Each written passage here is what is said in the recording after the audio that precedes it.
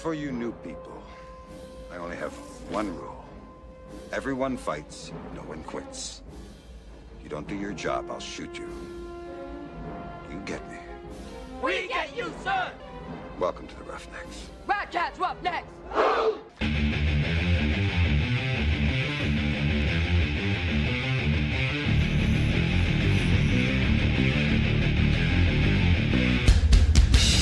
No one quits. They tried to make me quit. Couldn't force me out of the building. Ready for this? Wow, Allie, Beth, Stuckey. That's a name I have not heard in a very long time. She's making the rounds, man. Last I looked, that tweet was somewhere between 4 and 6 million, dude. Everybody wants to talk about this. Oh boy, I've been waiting all week. Because it's shit I've already talked about. Got Commander Kyle in the control center. We are live from Las Vegas, Nevada.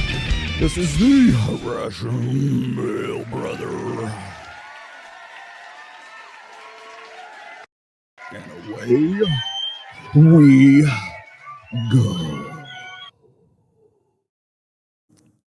Oh, my bad. Trad wife is slang that came from 4chan. It's like Wojak incel terminology that we've broadened. So that origin story is telling. Wait, so teenage boys came up with trad wife? Yeah. And now it divides grown women, but it was invented by men? And correct. It was invented to dehumanize women.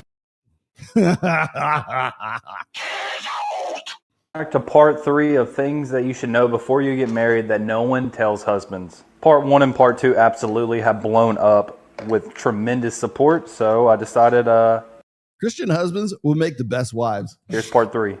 And today I need to get me a Christian husband, wife spend. got 4 talking points, so sit back, relax, and enjoy the video. Number 1, you won't always feel appreciated, but do it anyways. There are going to be days that you feel invisible. You work, you clean, you fix things, you play with the kids, yet no one really notices. But being a good husband isn't about being seen on everything that you do. I think women call that unpaid labor, right? It's about being there because that's who you are. Quiet consistency is what builds trust in a relationship. Number 2, date night. No, actually, what builds trust with the best part of it, what are good, healthy relationships built upon? Polarity. Do not stop fights, but they remind you of why you try. You're not going to solve every problem with a dinner or a movie night, but taking that time out together does show you that you're not just parents or roommates, you're partners. So keep dating your wife, even if it is just sitting your partners in the car, eating food, laughing about what happened. Number 3, you can't fix her bad day, but you can make it easier. You'll learn that what's wrong isn't always a question that needs an answer. And sometimes she'll just need comfort and not solutions. Handle the nightly clean. Obvious Jesus pick in the back. No, get the kids ready for bed. Clean the kitchen so she can breathe. Love isn't always about words. Sometimes it's lightening her load without being asked to do so. All right, number 4, last one. Marriage doesn't always get easier. You just get better at it. Wait, inspirational quote. Live, laugh, pray, whatever. Every stage has its challenges. The early years, you're just learning each other's habits. Then come the kids, the late nights, the exhaustion. Then it's balancing everything else. Work, stress, life, kids. Then you realize the problems don't disappear, and it's not you versus her. It's you and her versus the entire world, alongside your kids. I said this in my last video, and I'm going to say it one more time. Anyone can make money, but not everybody can make peace. All right, 7:18, I got to get ready. So would he say he's his wife's piece? Ready to go to work. Let me know if you want a part 4. Part 1 and part 2 did really, really well. So let me know if you like part 3 and if you want a part 4.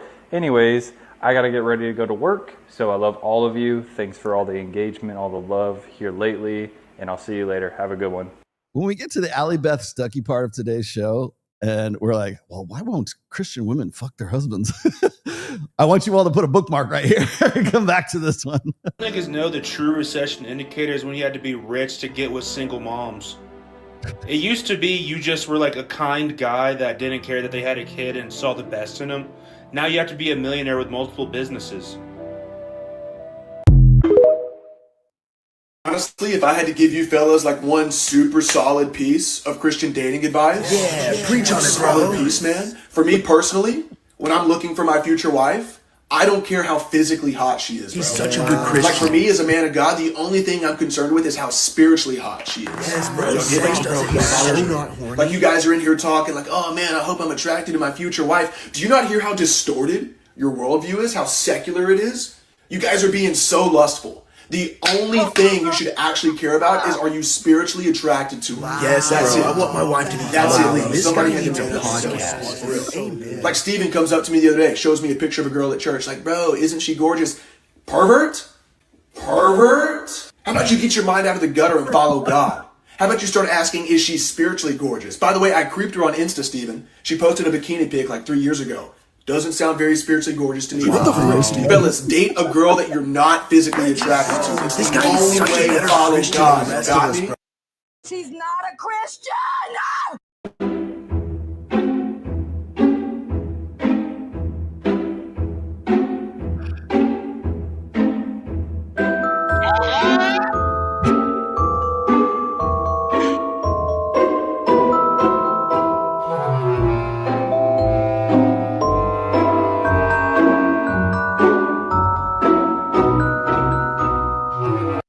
By the way, that's meant to be taken seriously. I got that from that same video site. You do want to be a wife? Yes. Okay. Do I have any other people in the audience who want to be a wife? I'm going to have a deep conversation with y'all right now. You have to prepare yourself to be a wife. If you want to get into your Ruth era, you have to get out of your Jezebel era. Let me say this. Yeah, we call that the hoe phase. It's real quick. I'm going to be biblically sound for just a minute. You're not a believer, cover your ears. If you want to get into that space of really being a virtuous woman, the behaviors that you have, even in dealing with somebody, should be leading that person closer to God. But if you are playing with a person and toying with a person's emotions, if you all are not even equally yoked, you all don't even have the same value or the same desire or the same purpose, leave them alone. You will never be equally yoked. You will never. I hate that with a passion. And I understand like why women love that shit, you know, like, but really what it is like, don't hook up with an unbeliever. That's all that really matters. Yeah. But then they turn that into like, well, you got to be exactly the same, and you have to have like the same likes, and you have to be partners, right? Yeah. That has nothing to do with anything. Because if you are to prepare yourself for a wife, then you can't be making foolish decisions. That's all Proverbs, baby. You got to get into your word, honey. I understand. I know it's always a fun time to say, hey, let's do this, let's date, let's do all this stuff. Look at me. Do you think I'm equally yoked with my am I equally yoked with my wife? I don't think so. But every time you are connecting with a different person, you are connecting with their demons as well. You don't want to keep on attaching these things onto you, because when your husband does find you, then he has to navigate all of these demons. I encourage you to truly start working on yourself, working on your faith, working on your insides. I said just yesterday, the Bible tells us to adorn ourselves. That means on the inside of us. I'm not talking about the physical and what you have in your clothes and your status. On the inside of you, where will he be able to find and see God in you? Because that's what a man is supposed to be able to find when he finds his wife. Baby, I understand you young, and I know people always tell you enjoy your youth, and you absolutely should, but be wise in your youth as well. So don't get pregnant while you're in your hoe phase. I don't wait to be cheated on to be heartbroken. I'm heartbroken the moment you was talking about me in a certain way to your friends to diminish my character. I'm heartbroken the moment you paint me out to the kids to be a certain way because you mad. I'm heartbroken the moment that you show me you don't got my back because I could be trying to do something and you ain't even being supportive in a certain way. The heartbreak for a man start based on a lack of loyalty and a lack of respect. If a woman is disrespecting us and we want to remove ourselves, that's when we checking out of it, because it's like, I'm not about to go back and forth and disrespect you. We thrive off respect and loyalty. So it's like when we see our women do things that appear to be disloyal, they don't understand loyalty the way we understand loyalty. They are loyal to how they feel in a moment, and their loyalty in most cases is to the end result that best serves them. Whereas though we make sacrifices as men when you're a good dude, genuine dude, that don't always often benefit us the most. Guilty, guilty, guilty, guilty. One I did like first, and then when I saw you, I changed my view of you. And then you had a very nice song. I do think it's fate, but you don't. I asked you this question before. I asked, like, I think this is fate for us to meet, and you was just like, you think? Okay, see that's wait, hold on, wait, back that up again. Hold on. I actually made a meme of this. Any chick that makes there it goes. So any girl that makes that expression, get out. You're done. You are out of that whole there. Get out of the relationship. Danger roads. Any woman that makes that face and what she's like referring to you or saying something, or talking about your history or talking about something she remembers about you, get out. You're done. Pack your shit, grab your shit, leave. Seriously. Like take my advice, people. This is the girlfriend, or is it girlfriend? Yeah. I think she has a yeah. That's Erling Haaland's girlfriend, who was just talking about how she was hot for his best friend, and then found out who he was, one of the top 5 soccer players on planet Earth. I can't imagine why. All right, Flat. I just wanted you to see that facial expression. Through the logic, though. The logic. I'm asking The you, logic? Do you think a sex... All right. The dude on the right-hand side, I don't know the guy's name, but he's the women on men. Like, dude, women on men. You're so proud of that fucking byline. You made a t-shirt out of it, too. And I'm like, bro. No, this is the guy who thinks I owe him a debate. But actually, I don't think I owe him a debate, because Andrew pretty much put the last... I don't know. He got last licks. Just walked you through the logic, though. The logic. I'm asking The you, logic? Do you think a sex... Can you explain, though, your logic there? Hold on. I'm No, trying to I'm not actually going understand the logic. No, I want to get back to the thing we're talking about. I know, No, I want to get back to the thing we're talking about. Hang on. No, I'm not hanging on. It's not about escaping. Before I let you escape, I just want to get back to this logic. This is the point that I'm trying to make. Why would it be that there was more? I'm trying Hang on, to make. stop, I don't bro. want to. I just want to finish. I want to get back to the thing. If you just answer this last question, I don't give a shit. we can I move it want to off. get to the next thing. Why won't you? This is what passes for debate. Because the whole point I've been trying to make this whole Why debate won't you is answer that my any questions? chance you get... Well, I mean, it's true, though, right? No, it's not true. Okay, well, then explain the logic to me. Because if women are feminists and you hate feminism, then you hate women. No, you hate feminism. Okay. Yeah, so here's the thing. And The guy argues like a chick. Maybe it's right. Maybe women on men is a good thing. Yeah, he's a male feminist. Sure. I hate men who are feminists too. Oh, you're looking at one. Yeah. So here's the thing. If that's the case, then would that make me a misandrist? Oh man, I have think so. to say, I'm saving this for when Andrew comes out this week. What if most men were feminists? So I'm a misandrist, right? If you hate them for that, yeah, sure. Okay, so then I'm a misandrist and a misogynist. Then yeah, you hate. So people. I just fucking hate everybody. I mean, I wouldn't say most. I men just are, fucking hate everybody. I wouldn't say most men are feminist. You did say f the logic. I did. Welcome to the Aaron Clary. Why would you say f the logic? Because that's not what I'm here to talk about. Yeah. Well, that only leaves one other thing. The emotion. Okay, last one. God, this is so good. Okay, here we go. I've been to hundreds of clubs in my life. I don't The best care. clubs I went to were gay clubs. It's not even. And listen, I don't want to hear anybody sometimes girls will invite you to gay clubs. Like, that don't mean you gotta go. yeah, man, I remember when I was in Teach for America, super liberal white chicks everywhere. There's one female turbo bad. Listen to me, man. I wanted to. I was trying to catch her slipping, and then she was like, "Yeah, come out with us Friday." I was like, "For suresies. Where are we going?" She's like, "The gay club." I was like, I'll catch y'all afterward. What time y'all getting out of there? Hit me up soon as y'all leave. "Well, why don't you want to come?" You said it was the gay club, right? What's a club? A club is something where you're a member. A club is where you're similar things, similar people, and gay. I'm not a part of the club, and I'm not gay. Seems like I don't need to be there. I'll meet you afterward, white girl. You're thick, but you're not that thick. Nobody's that thick. For me to meet you in the gay club. Yeah, I'll see you afterward, baby. Nobody is that thick. No one is that thick. So I had to throw Marquette in there at the end, and a few other of those videos in there because somebody's emailed me a link because y'all hit me up like the morning of the show. Hey, why don't you talk about this? I'm like, do you not think I already have everything set? But somebody sent me this link of somebody that I'm supposed to do. You got to do a reaction to this. I don't got to do shit. Okay, just throw me something and say, hey, what do you think of this? Oh, I'll probably look at it.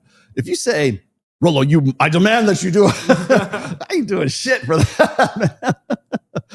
But somebody hit me up and they sent me this video. And just out of curiosity, I clicked into it this morning.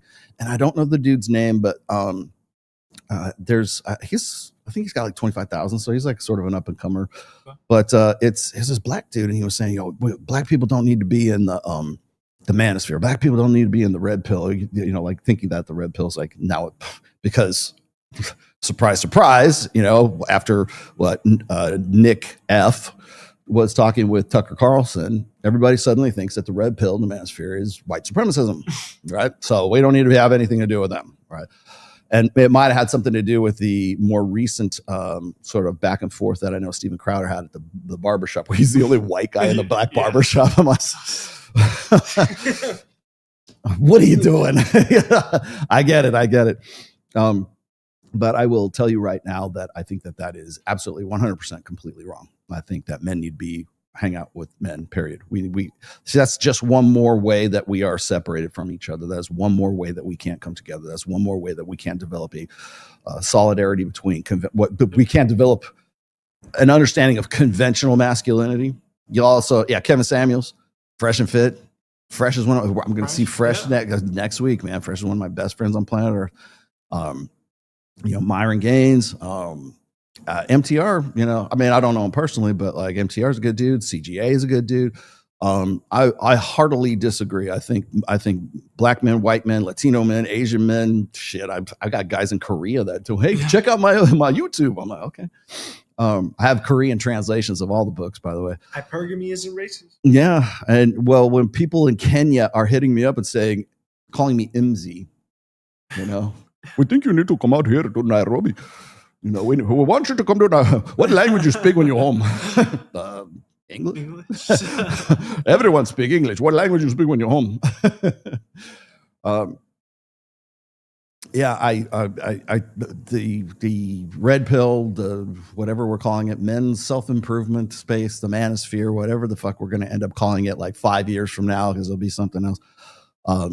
Absolutely not. I don't think we need to break anything down by racial lines or by religious lines or whatever, because we have a tough enough time as guys, like having any kind of solidarity, because we're competitive, right? But like we have a tough enough time having any kind of solidarity as it is. So like you can miss me with the we need to have our own little spaces kind of thing, because to me, I brought this up on Fresh and Fit a long time ago. It's like, I don't think there should be a black Twitter or black red pill or black, what we called it Twitter back then. No segregation. Yeah. Or, the black manosphere, the right, white, it's all the same shit. I mean, we're all in the same boat. We hang together. Surely we will hang apart, hang separately. Right. So yeah, exactly. Another way to derail the movement. Yeah. What do we got? Let me just run through these, because it's funny. By the time I get done through all the videos, it's like I got like 6 of these things to hit. Your Prometheus, thank you for handling this pain but truthful flame. Keep it up, roll. Thanks. Yeah, I was gonna say, people call me that now and then. Not Morpheus, Prometheus. I give fire to the humans, and I'm punished every fucking day for it. The ravens fly down and they eat my heart out, and we start all over the next day. Sir Mr. Jason, what's going on, brother? Just showing my support and contributions to the pod. How you feeling? I'm feeling good, real good. Yeah, no complications, no nothing. I'm quite honestly, I don't even know why I need surgery at this point, but apparently I do. Did you check out Access Vegas on Wednesday night? I watched Did you watch the first? You watched the first part of it? No, I haven't. Oh, okay. Well, so did you see what Mike Sartain dressed up? Who he dressed up? Yes, as? He dressed up as me. He wore a black beanie. But he was trying to do it in secret, right? And I was like, because I'm running around trying to troubleshoot the whole show, because like the audio was like, yes, I know, we understand the audio issues at the new studio. It's a work in progress. It will get better. But I'm running around. I have to take a piss, and so I have to go across the hall into where the bathrooms are. There, Mike's there, and he's got a lot of. And I'm like, you motherfucker. Yeah, it was funny.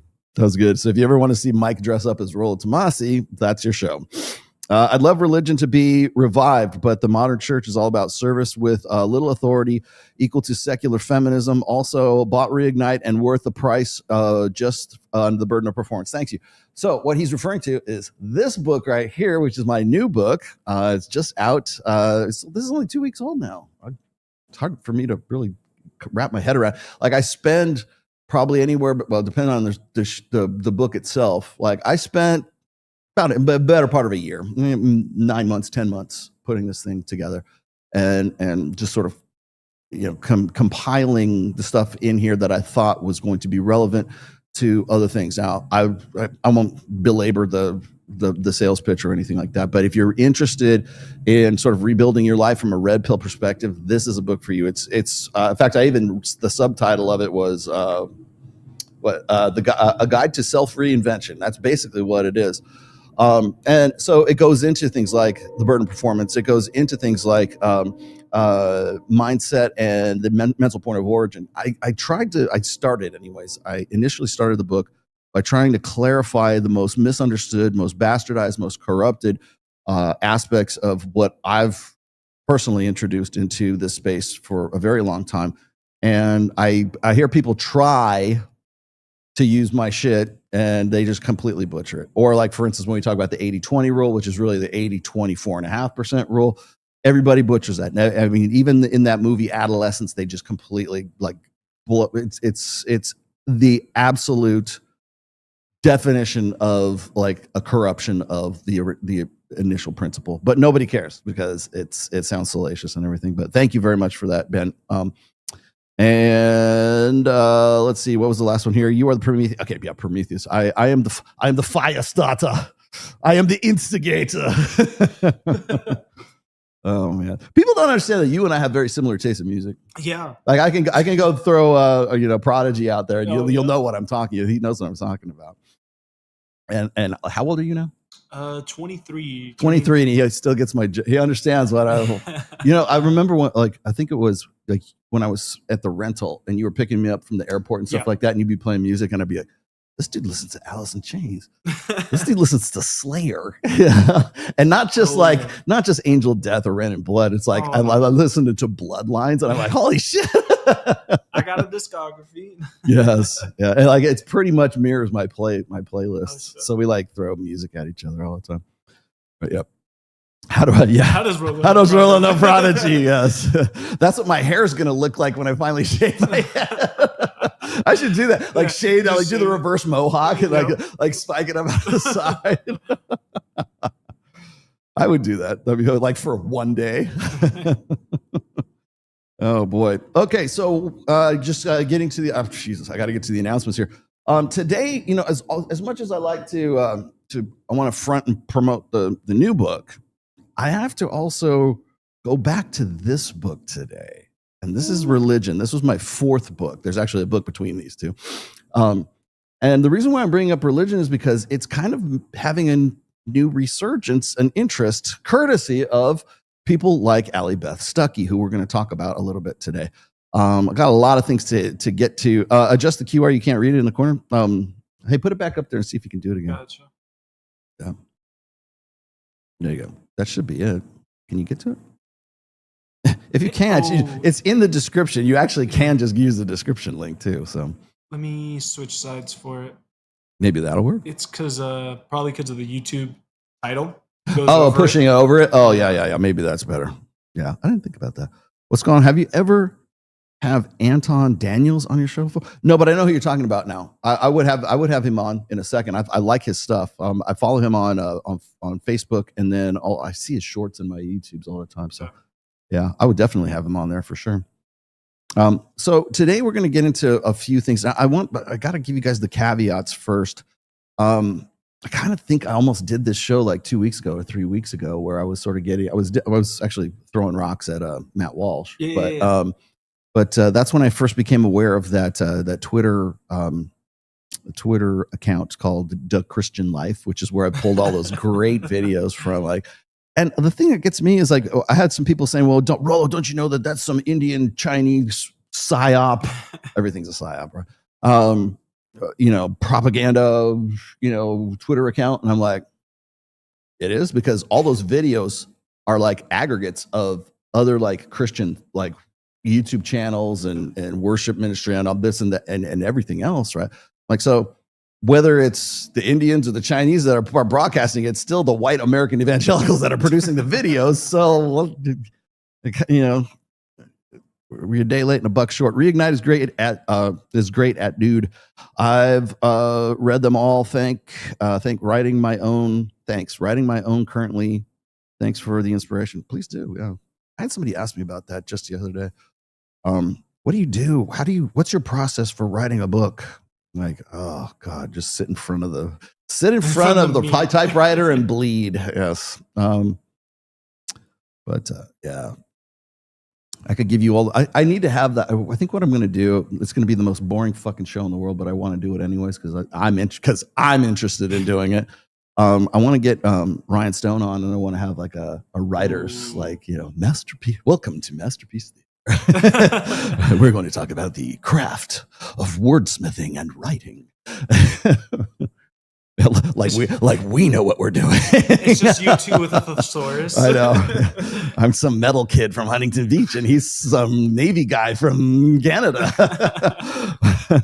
But we know what we like when we see it. We just did speaking of Reignite, we just did the Reignite meetup for Las Vegas. I don't know.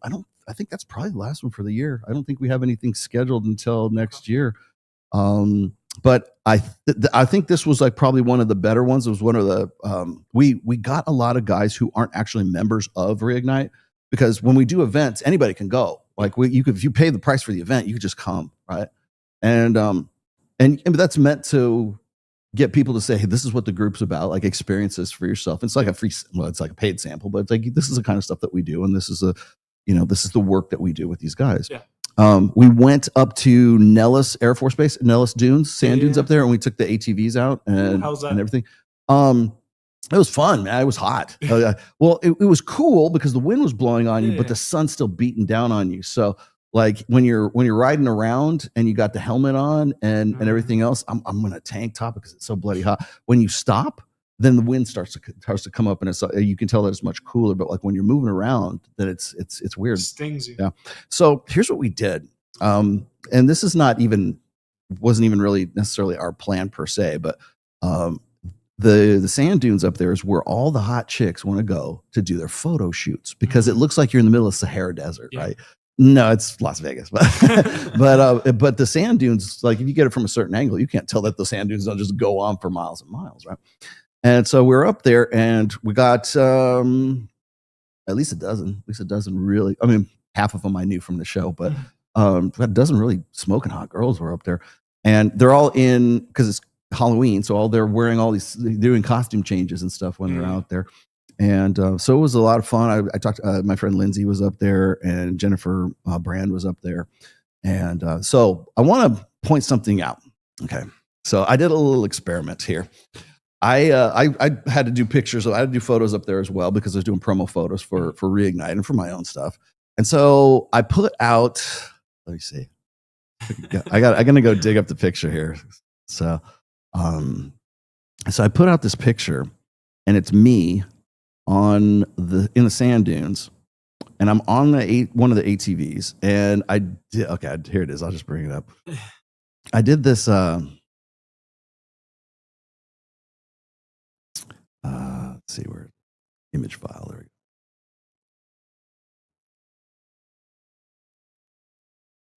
Is that it? Yeah, that's it. Okay, so this is the image that I put up. That's the image that I put up. Okay, I think you saw it. I think I sent this to you. Yeah. So I'm doing this. I'm just fucking around, right? And that is a rental. That is not my quad. My old quad that I had in Reno was a 650. This was like a 250. So 250, yeah. And so I'm doing like this, and I'm at the point right now where there's no way I can put any kind of picture up without anybody thinking that I'm flexing, right? Which I guess I was kind of in this one anyways, right? But I mean, flexing in the sense that I'm looking for clout or some shit like that. Like, hey, look at me, you know? So I did that, and I put it up on Instagram, and then I put it up on Twitter. Oh my God. Twitter is like savage, man. I put it on Instagram. I got more chicks responding to that one image than anything I've ever done before. So I thought it was interesting because I usually, if I post like me playing in the band or something like that, I get the usual suspects. I probably have like 2 or 3 girls that I know will go, hey, looking good, blah, blah, blah. I put that on there. I had girls that I didn't even know were liking it, and they slide into my DMs and everything like that. And then because I wasn't like flexing. It was just like kind of just casual. It's not like I took my shirt off and go, check this out, most muscular. No. Have you ever been to like Home Depot and they have like, you're like at the checkout, like self checkout, and has that video that's right there? Yeah. Have you seen the videos where the guy's like just flexing in the cam? I didn't do that. That wasn't me, but I have done that at Home Depot. And then you get like you 2 guys that are, and they like start pushing each other out. They have a pose down. Well, here's the thing. What's wrong with flexing? I don't know. Go ask fucking Twitter, because Twitter hates my guts whenever I post anything. Doesn't matter what the picture is, but God forbid I actually look somewhat decent in it. Hit him with the trump card. Post physique. Yeah. Just Well, right so on Instagram, I was like, I got chicks slide into my DMs. I go to Twitter. Oh, let's go look at Twitter now. Fuck you, bro. Aren't you 90 years old? looks like the Diana ball is working. I'm like, can't I own it? Can I just have this? I fucking worked hard for this. Why can't I be puff? Yeah. Man, it's like the whole thing about like that one time when I took that one picture on the back of Fresh's Audi. Oh, yeah. And 2023. people go, is that the car you bought with all of the money you filched from incel pockets? That was at that point that I realized I cannot post I could post a picture of me and Ned and like just hugging on Ned, or the most innocuous, most innocent picture. Oh, is that the dog that you bought from a breeder with all the money that you stole from the Jews or something? There's no way to win. So I don't even care if I win or not. I'm not trying. I know what I'm in for whenever I do that. But it was interesting to see the difference. Like, it's a qualifiable difference between the audience on Twitter and the audience. Twitter is for nothing but shit posting right now. That's all it is for. And God, I love it.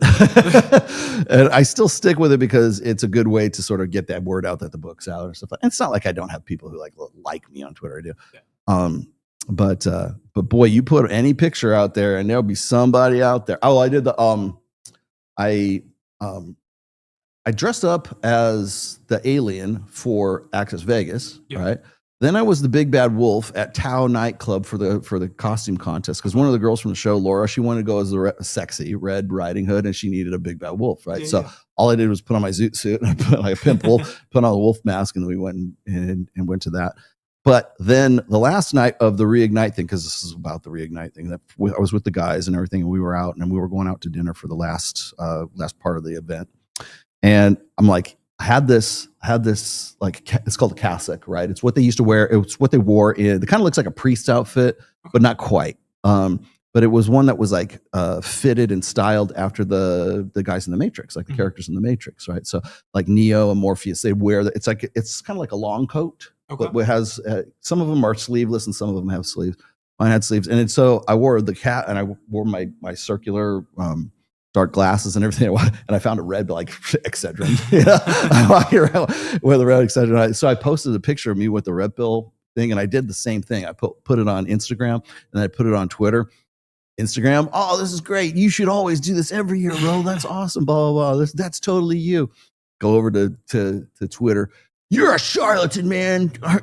Your real name is George Miller. Oh, you got me. I'm done. Yes, I'm really not Morpheus. I'm the white Morpheus. Oh my God. All right, well, we got the secret to writing, whiteboard and writing. Yeah. Well, writing a good outline is where everything starts. I could probably do half a show just on writing techniques that I've learned over the years. Do you have aspirations to produce red pill fiction? That's going to be my next book, as a matter of fact. I've already got a good start on it.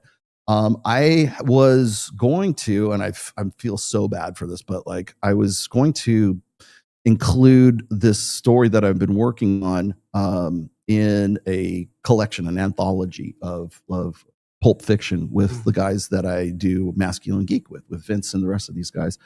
Unfortunately, I got sidetracked with this, and so I had to put that on hold, and they published without me. But like the next anthology they have, I'll probably put something in that if I don't just simply go and put some red pill fiction out like Ryan Stone has done.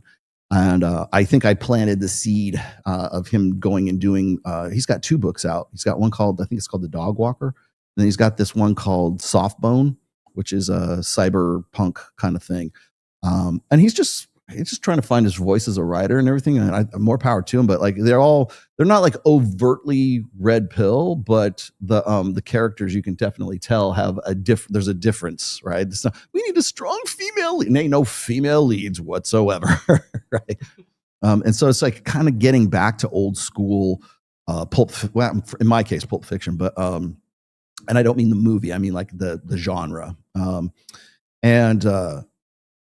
And I said this a while back. I think it was when I was talking about how Hollywood writers and really kind of fiction writers today don't even know how to write a strong male lead anymore, let alone a strong white male lead anymore. And characters like Captain Kirk or Han Solo are very, like, there's no way you could pull those out of your pocket these days because first off, people are afraid of putting a white male lead into anything. Somebody told, I forget who suggested, it might have been Mike. Somebody suggested that I watch Brave New Worlds, which is a Star Trek. And I'm like, I'll pass. Thanks. I don't want to watch Star Trek. They go, no, watch this though. Just give it a few episodes, see what you think. And it's not bad. I mean, there's still a shit ton of female characters in there.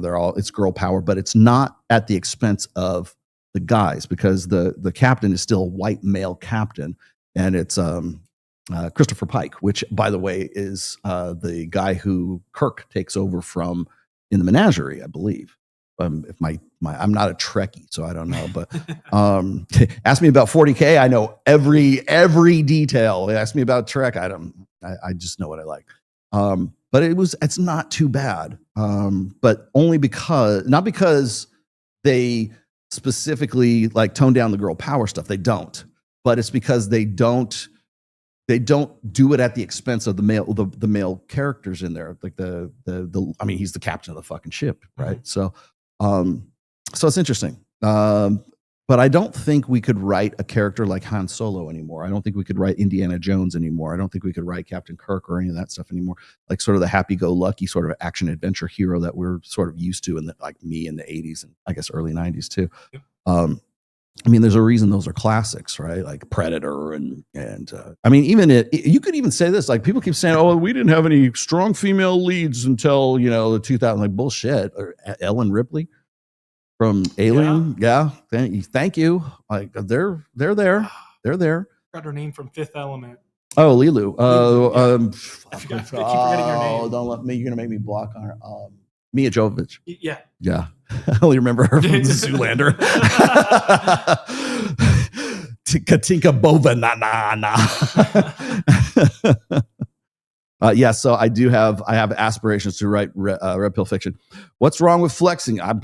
Nothing. Hida Yamagishi was like, he's like, do you like my muscle shirt? Yeah. He goes, any shirt can be a muscle shirt if you have muscles. And then God forbid we show our work. Yes, exactly. Right. Because it's all about Laura Croft. Thank you. It's all about intrasexual competition. Right. So a guy who's 57 years old and looks the way I do, well, he must be cheating. If this is cheating, I will continue to be fucking cheating, my friend. I will cheat until the day I go into that fucking Pinewood box, man. Until they send me up the chimney. I'll be happy to cheat. I was talking to, actually it was Laura I was talking to when we were going out to Tao. She's, cause she got a boob job and everything. She's talking about like doing like, I don't know, getting filler or something. I said, just don't get the duck lips, please. Cause then I'll fall out of love with you. and she's like, aren't you supposed to not like, fake tits? I'm like, me? No. Yeah. Well, the funny thing is like there's so many guys who think that because you're the rational male and you write these books, this is like I'm on board with their like, oh, you should want women who are like natural and Preferences or preferences? Absolutely not. I'm sorry to dispel that illusion for you, but if you ask, like, if I tell you about how, like, a woman who gets a boob job, that's like an investment in her future. Basically, I can break it, like, I can be Aaron Clary and break it down in nuts and bolts and dollars and cents and tell you, like, it's actually a pretty good investment for most women, right? And I can give you all these different facts and figures about everything else, but I'm not telling you what you should think or what I think. If you ask me privately or somewhere else and you go, what do you think of it? What do you think of those fake plastic? All these girls have plastic tits, Rollo. Why don't you get a normal girl? I'm like, because normal girls look like the people from Walmart. I don't want them on my show. I want big jet screaming hootie queens, man. And because I mean, Mike Sartain definitely has a type, okay? And he is officially with Harper, by the way. And that is his type. Like, not quite the 1800 cc's, but probably 1200. I mean, he's into the biggies, man. He likes the biggins. And like, I've never been like my wife has had breast augmentation. Thank you very much.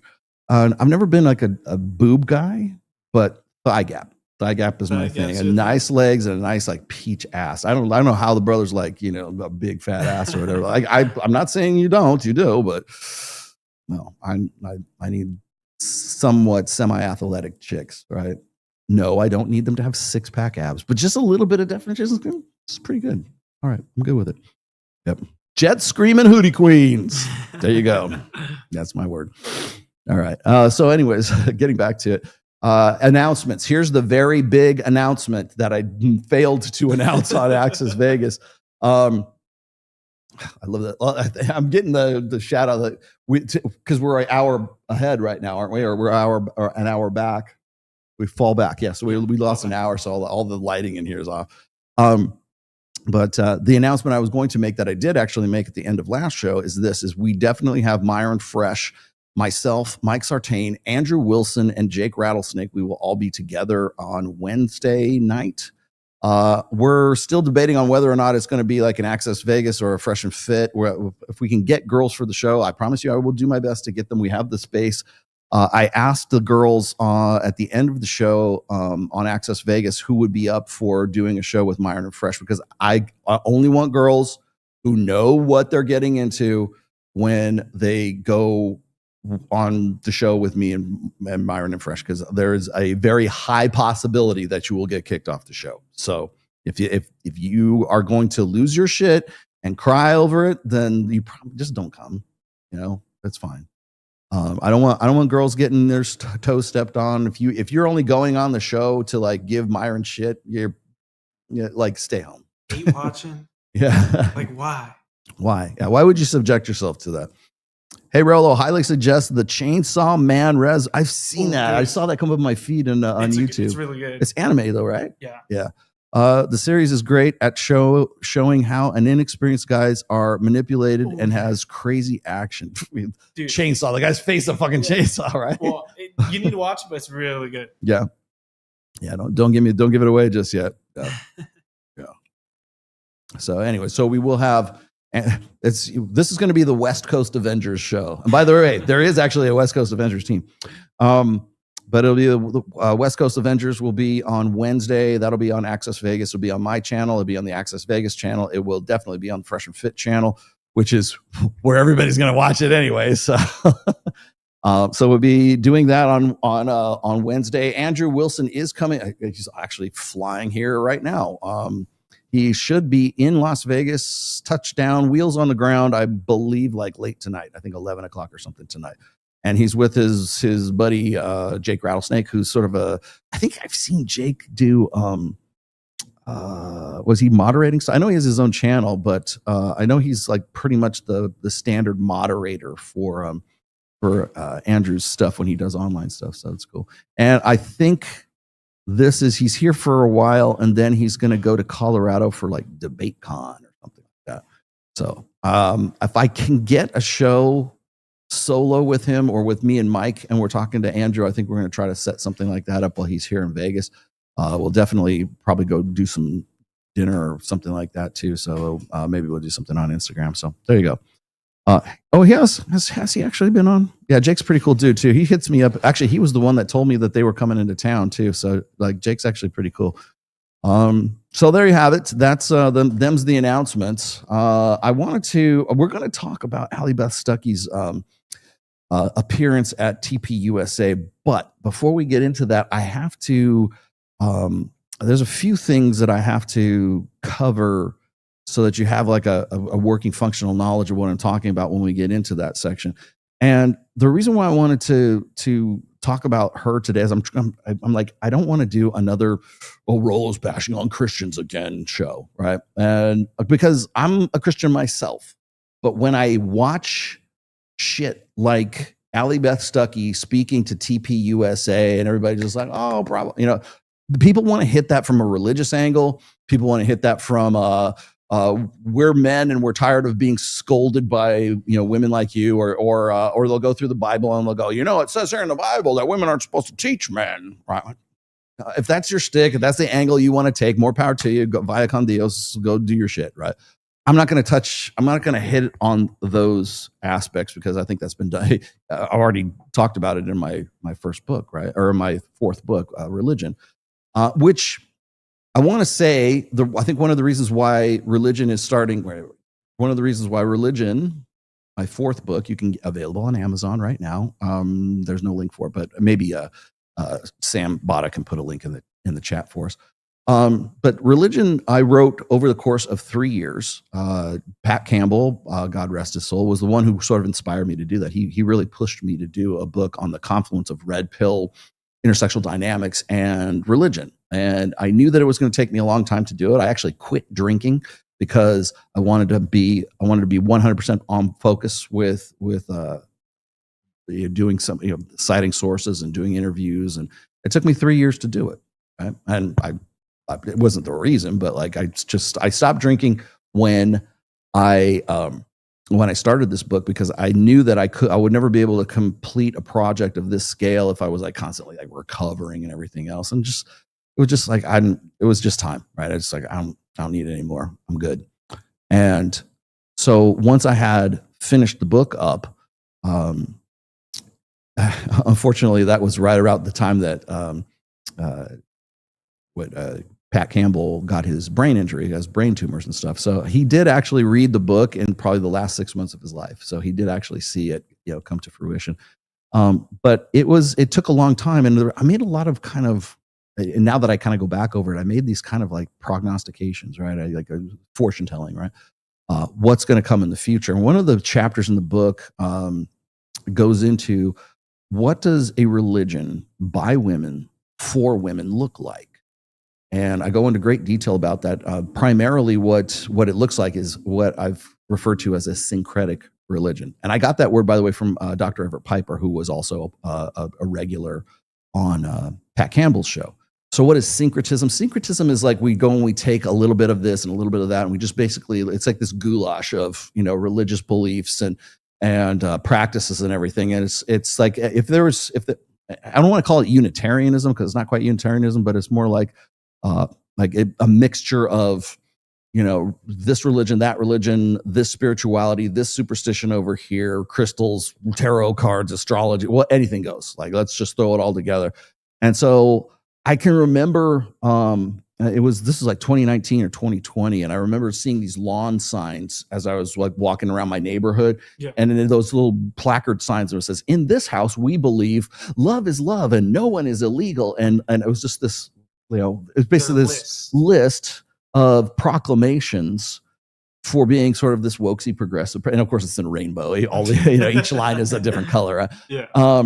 And I looked at that and I go, that is no different than when you go to church and they give you like the brochure that says, "In this church we believe, in the divinity of Christ and the sacrament and baptism," or whatever it is. Like, I go through like all the things because they want you to know what you're getting into when you walk into that church. And I go, it's basically saying, in this house we believe all this wokesy progressive shit, right? But in this house of worship, in this church here, this is what we believe here, right? I'm like, this is just a proclamation, this is a declaration of faith. And would they say it's a religion? No, but in effect, that wokesy progressive liberal leftist social I can't really call it communism, but like socialism, communitarianism, like that kind of stuff, like all DEI, multiculturalism, all that other stuff. And basically it's this big interfaith kind of thing. And it was about that time that Beyonce did her interfaith gospel thing. It was at a church that was like a struggling church in San Francisco. And it was like, it doesn't matter what religion you are, come here and you can listen to the feminist Beyonce go and do the singing and have this interfaith kind of thing, because it was right around the COVID years, right? And I remember watching that and I go, that's what a religion by women for women will look like. It's all inclusive, it's all interfaith. It doesn't matter, anything goes. As long as love is love, and there's no doctrine. It's syncretic. It's like grabbing. It's very important to remember that. Yeah, you're right. Yes, that's exactly what I'm saying. Woke is a religion. By all definitions, by all metrics, it qualifies as a religion. Right? Now, are they going to? When I in the book, I also point this out. I feel like I'm giving you a pitch for religion today. In the book, I point this out, is that rather than there being a promised land or a heaven for wokesies, it's you want to be on the right side of history. There's no you're going to die and go to heaven, but when you die, you want to have been on the right side of history. That's your immortality, right? At least I made the right choice. I stood up for what I believed in. I was on the right side of history, right? Of course, history is written by the people who are left alive. Yeah. Well, we got watching the Bills versus the Chiefs and Rollo Tomasi. When I saw the title of this stream, I knew it was a must to watch. Most men have left the Christian church because it's too much of a feminist, single mom dominated religion. I'm glad you brought that up, because that is exactly what the point is that I'm getting to with Allie Beth Stuckey. Okay. One of the principles that I talk about in the rational male religion is, first of all, that what does a religion by women for women look like? But once you get past that, how does that come about? How do you get into that? And I kind of went through like a little bit of a history lesson when I was talking about how Christianity in particular had been sort of appropriated by liberal leftist communitarian mindsets, right? I mean, people think, what are you talking about? This is the most patriarchal religion in the world, right? No, actually it's not.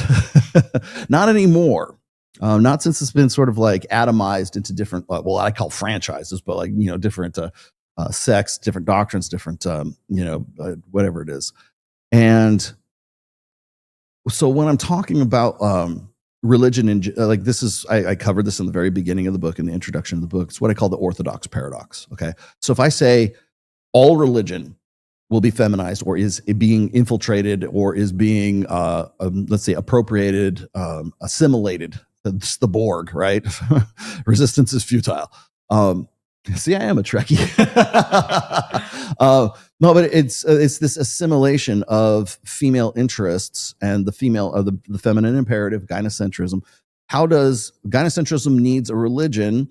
But it's got to find a foothold in other religions first to sort of disqualify, or to become a mouthpiece for what its real ideology happens to be, which is all pro-feminism. It's all pro-gynocentrism, right? So how do you go about doing that? Well, you go about doing that by weakening the men in there or driving them off, and then only keeping the men in there as needed. And so when I was doing the research for the rational male religion, one of the things, and this is not just a Christian thing, this is like through certainly all the Abrahamic religions, right? You will see more women who are going on missions. You'll see more women involved in the functions. Now, the pastor, the sermon might be being delivered by a man, but he, on top of a framework of nothing but female-centric, female-important directives that drive that. And why would you do that? Well, because women go to church more than men. Women are more involved in religion than men are today, anyways. And so I brought this up way back in the day, back in 2012, I think it was. And I started looking at these guys like Doug Wilson and forget the other guy. Doug Wilson used to lock horns with Dalrock all the time. That's how I know. That's how I became familiar with Doug. And Doug's still active these days too. Or even Prager himself, right? And how female-centric their churches had become. And it got to the point where you got these guys who are sort of men's men, or they're like, maybe they're youth pastors, maybe they're men's ministers or something like that. And they're looking at, like, I don't know when this happened, but maybe in 2010, 2012, they start looking around their churches and they're going, where are all the men? Where are all the men? We used to have a thriving congregation. Now it's nothing but women there. Or there'll be a single moms ministry, and we're trying to get these guys, and there's no men to wife up the single moms, right? And so they're looking around, they're going, where the fuck did they go? Well, then they find that they're here. They come to the Rational Male. They come to the Red Pill. They come to the Manosphere. That's where they're going, because there is nothing for them in those churches anymore. And it is still that way today in 2025. This is an observation they were making back in 2012, 2010 even. Hell, the reason when I started the Rational Male, the blog, and I was like, okay, what's going to be my charter for this? I wanted to make it like something that's a bit more nuts and bolts. I didn't want to deviate. I wasn't going to do any politics. I had come out of So Suave, which was the forum that I was a moderator. I was still on them, having the conversations, but a lot of the blog stuff and the topics that I sort of developed into essays all came from 10 plus years of having these conversations on So Suave forums, alt-fast seduction, the mystery, Venusian arts, that kind of stuff. Watching those aggregate forums become blogs. And then when I started mine, we were the three R's of the Manosphere. It was Roosh, Rollo, and Royce. And Royce, if I had to say who was the best, it was probably Royce. Royce was the best. I was probably next in line, and then there was Roosh, because Roosh was kind of scattered because he was like a pickup artist and he didn't know what he wanted to do. But he had a lot of very important shit. So I'm not to take anything away from the old, the Roosh that was. So we're coming out of the forum years into the blog years. And I'm thinking, what am I going to do with this blog? I don't want to bite off more than I can chew, but there was a point or a time where I was going to also include sort of what Dalrock was doing, which was addressing religion and addressing church culture, churchies, as we called them back then, and how to understand what's going on in those churches and those franchises. And usually it could be Catholicism, it could have been Orthodox Christianity, it could have been evangelical. A lot of times it was evangelical. There was Jews there was Muslims there. Anything that it was religious. Now, primarily focused on Christianity, but it was looking at the sort of the crossover between what I was talking about in the Red Pill and how it would work with, like, how do you integrate this into a church life, right? And I think Dalrock, and if there was ever a time for Dalrock to come out of fucking retirement, it's right now. But Dalrock decided to stop blogging in 2020, and he left it up for a little while. There are archives. You can find it at the Red Pill archive. But he had some of the best work, and we had some of the best conversations. Like I never really posted on his, I didn't post a blog over there, but I was a very active member on his community when we were commenting on the blog stuff that he was writing at that time. And he and I we struck up a really good friendship. I never met him in person, so just so you guys know, but we had a really good sort of email correspondence, just, chatting and stuff like that. And we talked about much of the same stuff, or most of the stuff that's in religion. I mean, I literally dedicated the book to Dalrock. So, and so a lot of the stuff that we talked about at that time found its way into my book, Religion. And one of those things was, what's going on with the guys? And we're still asking that question right now. And so when you're looking at a guy like Charlie Kirk, who was out there trying to sort of reach out to guys and tell them, hey, and I was going to say, I didn't necessarily agree with a lot of what he was saying, because I just thought he was he was naive, very inexperienced with respect to the nature of women and the nature of men, and how the nature of the sexual marketplace, a modern sexual marketplace today. But interesting to me that as soon as Charlie is gone, it's not how are we going to, deal with these murderous leftists that are literally tearing the throat out of Charlie Kirk. It was, we're going to have a prayer circle, and then we're going to decide who's going to fill the vacuum for Charlie Kirk. And did you see the video of Tucker Carlson at TPUSA trying to like fill in for Charlie Kirk? And I'm just like, he's just bombing. He's just bombing. It was like a stand-up comedian getting booed off the stage, right? And then it's going to be next is going to be Nick Fuentes, and then it's going to be now maybe it's Allie Beth Stuckey wants to step into that role. Everybody wants to take a shot. They're all auditioning for the role of Charlie Kirk, and none of them are going to be able to finish. I'm going to say that right now. But if you ever want to see a power vacuum situation, this is it. This is it. Look how quickly everybody stepped up to the plate right after he was gone. So you want to know who the real vultures are? They're the ones that are showing up at TPUSA right now trying to be the next Charlie Kirk. Those are the guys. So let's see, because this is one I get all the time. It's weaponized compassion. It's what Judas does when Lazarus' sister uses the perfume. He's concerned not really about the poor. He's the original woke virtue signaling, claiming to love God. Okay. And Frank, how should you go about your religious beliefs with a girl you're dating without her perceiving you as a beta and trying to dominate the relationship? That's something I would not be bringing up until the latter stages of the relationship. Okay. Now I'm going to leave that starred because I want to come back to that. It's actually a pretty good question. That would be like frame building then, right? Frame building, but it's like, how important is that to you? Right. Remember, I was just talking about like equally yoked. Please, ladies and religious guys, do me a favor. Stop quoting that shit. It does not mean what you think it means. Okay.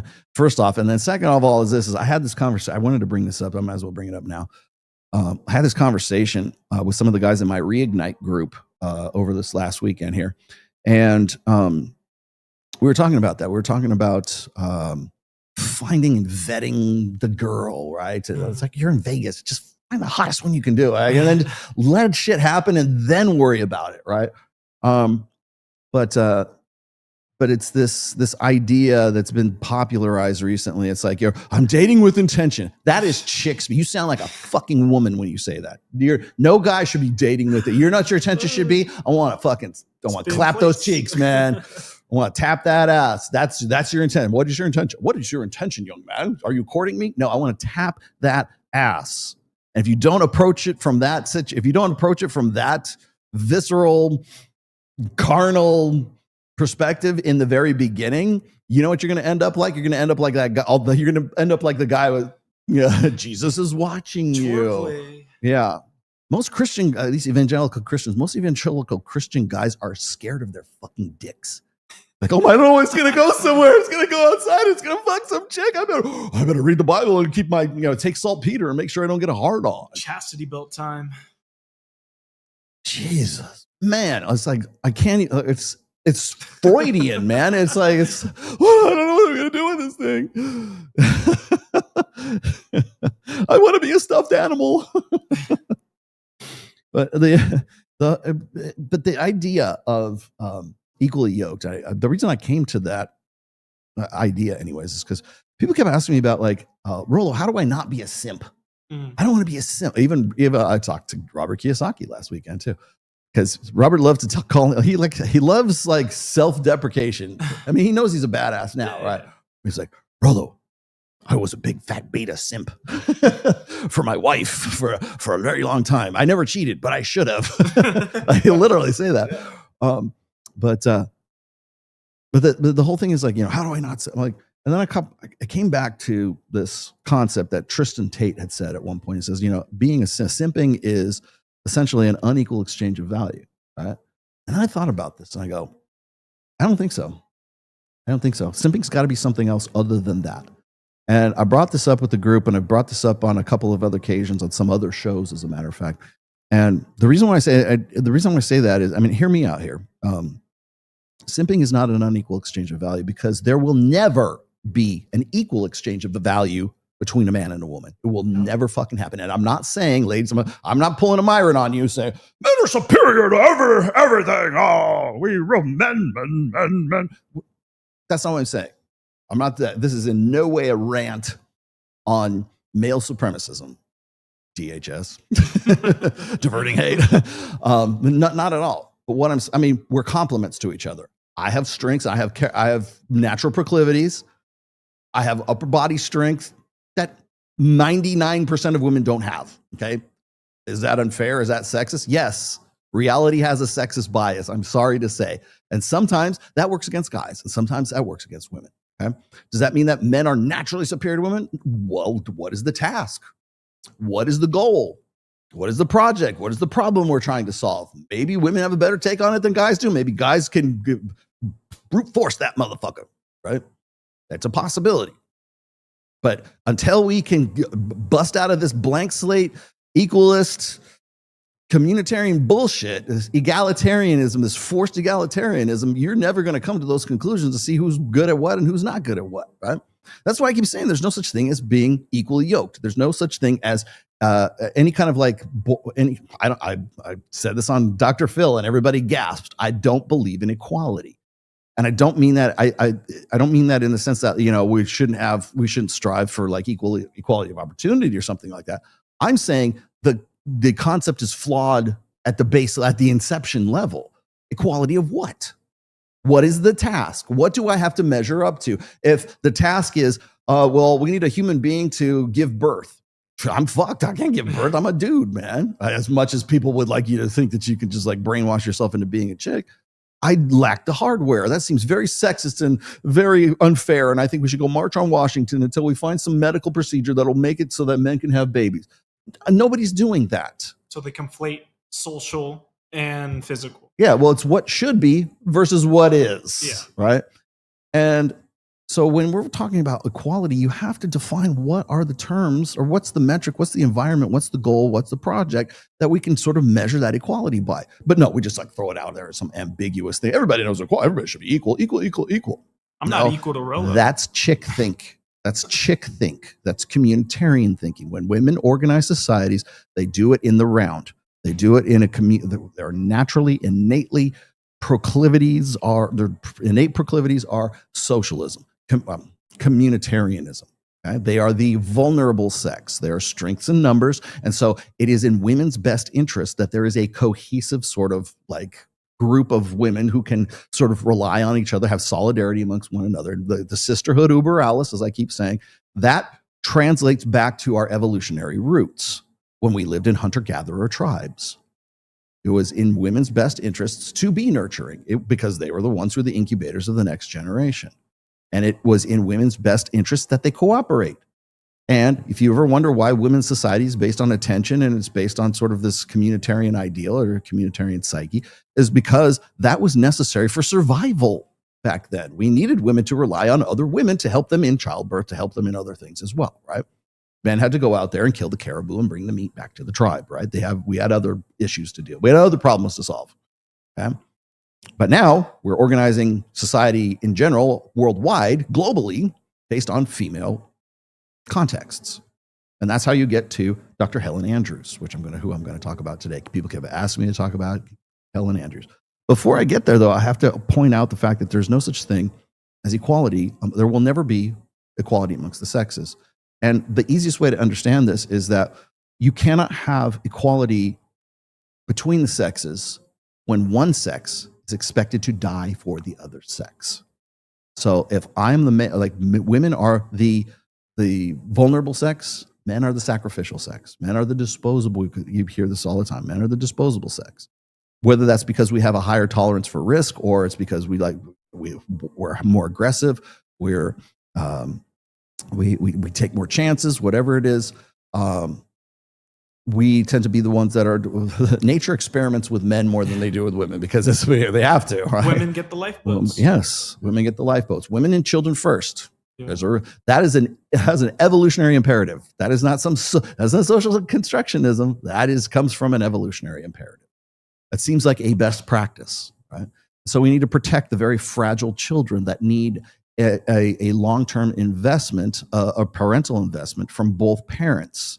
That takes a long time. It takes a long time to gestate a child. It takes a long time to get that child to self-sufficiency where it can put food in its fucking mouth. It doesn't even like lose its baby teeth until it's 4, something like that. And And so there's a lot of investment that goes into our offspring. Men need to be the ones who are the protectors of providers and the parentally invested, hopefully, with their own fucking kids. And women are the nurturers, they're the mothers, they're the incubators of the next generation, and they're also fun in bed. There are aspects of that too, right? But the thing is men to this day are expected to die for women, even women they don't know. And this is not some societal imperative. It's something, I mean, it's been converted into that, obviously. It's men's masculine duty to sacrifice themselves or to protect women, right? But when we see like some attack on a subway somewhere, well, where are the men? How come they didn't step up and protect this poor woman when this other dude smashed her in the face, right? Well, you voted for that guy to go to jail and not the other guy, right? And so we can go full Aaron Clary and discuss that, but the dynamic is, there's this unspoken ideal that men are supposed to lay down their lives, sacrifice their lives for the sake of a woman who is going to live. If you can ensure that your child and your wife or your mother, whoever's in your family, they're going to live, you will sacrifice your life. And this is a biological, instinctive imperative. It's what I call the male protector dynamic. So like when we had the mass shooting that was here in Vegas back in 2017, right? You had guys who would get in front of women they didn't even know, to take live rounds and die for women they didn't know. They couldn't, well, they're dead, but they couldn't tell you why they did that. They just did. It was just an instinct. Same thing that happened with, Holmes, the guy who shot up the Aspen Theater way back when. It's not John Holmes. The Dark Knight. Yeah, exactly. Guys would put themselves in front of bullets to save women that they didn't even know, right? It's an instinctive thing. And that instinct then becomes your duty. And we need to honor him because he protected a woman, and that's the right thing to do. Well, that was the right thing to do, evolutionarily speaking, 200,000 years ago. Is it the right thing to do today? It doesn't matter. You're still going to do it because your brain is hardwired to do that. So men tend to be the sacrificial sex. Women are to protect the vulnerable sex and the very fragile, vulnerable children as well. That's the principle behind it. The thing is if that's the way it is, you will never have an equal exchange of value, because my life and I die and you live. You will never, ladies, you will never get around that. Until women start putting themselves in front of live ammunition for guys, that's never going to be the case. Until you can instinctually do that on the fly in an emergency situation, you hear gunfire and you automatically instinctively put yourself in front. That never happens, and it never will happen. Also, never in the history of humanity have women put together raiding bands, tribes, to created weapons to go into a neighboring tribe to kill off all the women and to take all the men as spoils of war to bring them back to that. Has never happened in the history of humanity. It only happens the other way. Men go into other tribes and take the women folk. Okay. Why? Because it's functional. It leads to the prosperity and the propagation of the species, of the race, of the tribe. That's why it fucking happens. This is not rocket science. So until you can deprogram that, genetically deprogram that, and why would you want to, right? Until you can do that, there will never, ever be an equal exchange of value between men and women. It will not happen. And I don't care how many you can dress it up in religious terms, you can dress it up in political terms, family terms, whatever it is, whatever your pet ideology happens to be, you will never get around the fact that men are genetically wired to sacrifice themselves for women. That is an unequal exchange of value. It's the ultimate unequal exchange of value. So we need a different definition of what simping is. This all comes back to simping, right? Yeah. We need a different definition of what simping is, because if that's the case, is an unequal exchange of value, then every man on planet Earth is a simp. Me, you, him, everybody, everyone is a fucking simp. Because we do. I'm sure probably incels and black pill doomers. Yeah, finally he's taking the black pill. No, I'm coming around to this, saying that there will never, if you look at it from just sort of a biological perspective, I think that we need to reinvent that. We need to relook at that. I think this time I might bring this topic up with Andrew Wilson and Myron when we get together, because we need to hash this out. We need to have a better definition, of a more concrete definition. So why am I bringing this up? Well, because I was just watching some of these videos that you guys keep telling me to watch of Helen Andrews. Helen Andrews is sort of like a new up and comer, I guess, and it's in conservative circles. And she just wrote this article, and she's been doing these talks. And essentially what she's talking about is wokeism or wokeism or progressivism, leftism, I guess, whatever passes for woke, whatever that is today, is a female way of organizing society, which is something you've probably heard me talk about dozens and dozens of times. And I think it's funny because everybody thinks it's this novel idea, like, oh my gosh, I know, my brain explodes, right? Like, I've been talking about that. I've been writing essays about that since 2012. Communitarian. Women tend to do politics or organize societies in the round. Men are hierarchical. Now, one thing that they're missing is what I was just saying here, is from a tribal aspect, from an evolutionary biology aspect, is that they would like to wipe this off on social constructionism. Anybody who's listening to who is a critic of Helen Andrews right now, when it comes to what she's saying about how if there's like DEI or multiculturalism, or like we have more women in colleges right now graduating, we have more women in psychology and social fields than ever before. I think psychology is so impacted. It's something like 85 or 90% of the graduates are female.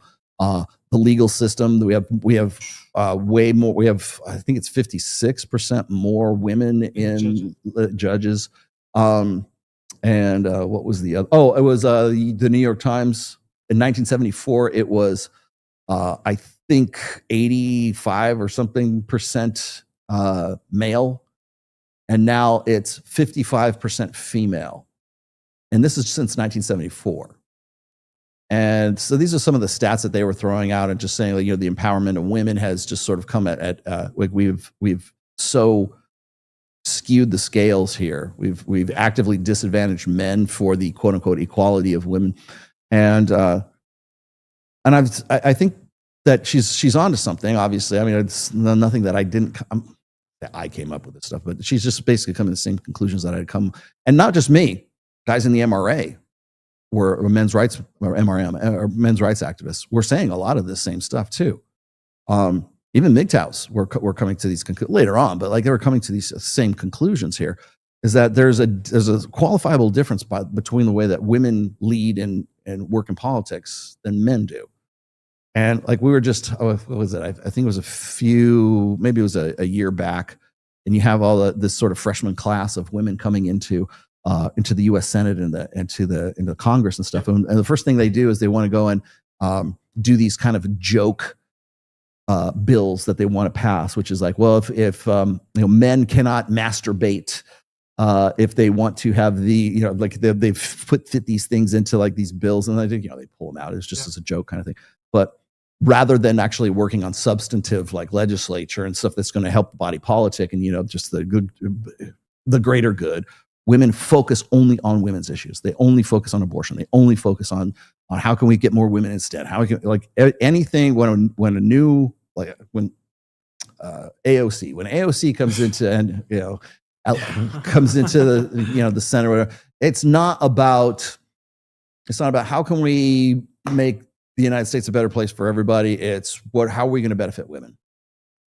And again, it's evidence of the way that women organize societies. So you give women political power in any sense, and not just like political power. It could be like in the workplace as well, or it could be in your religion. So how do women organize society from a political perspective? How do they organize society in the workplace, in work culture, right? How do they organize society when it comes to religion?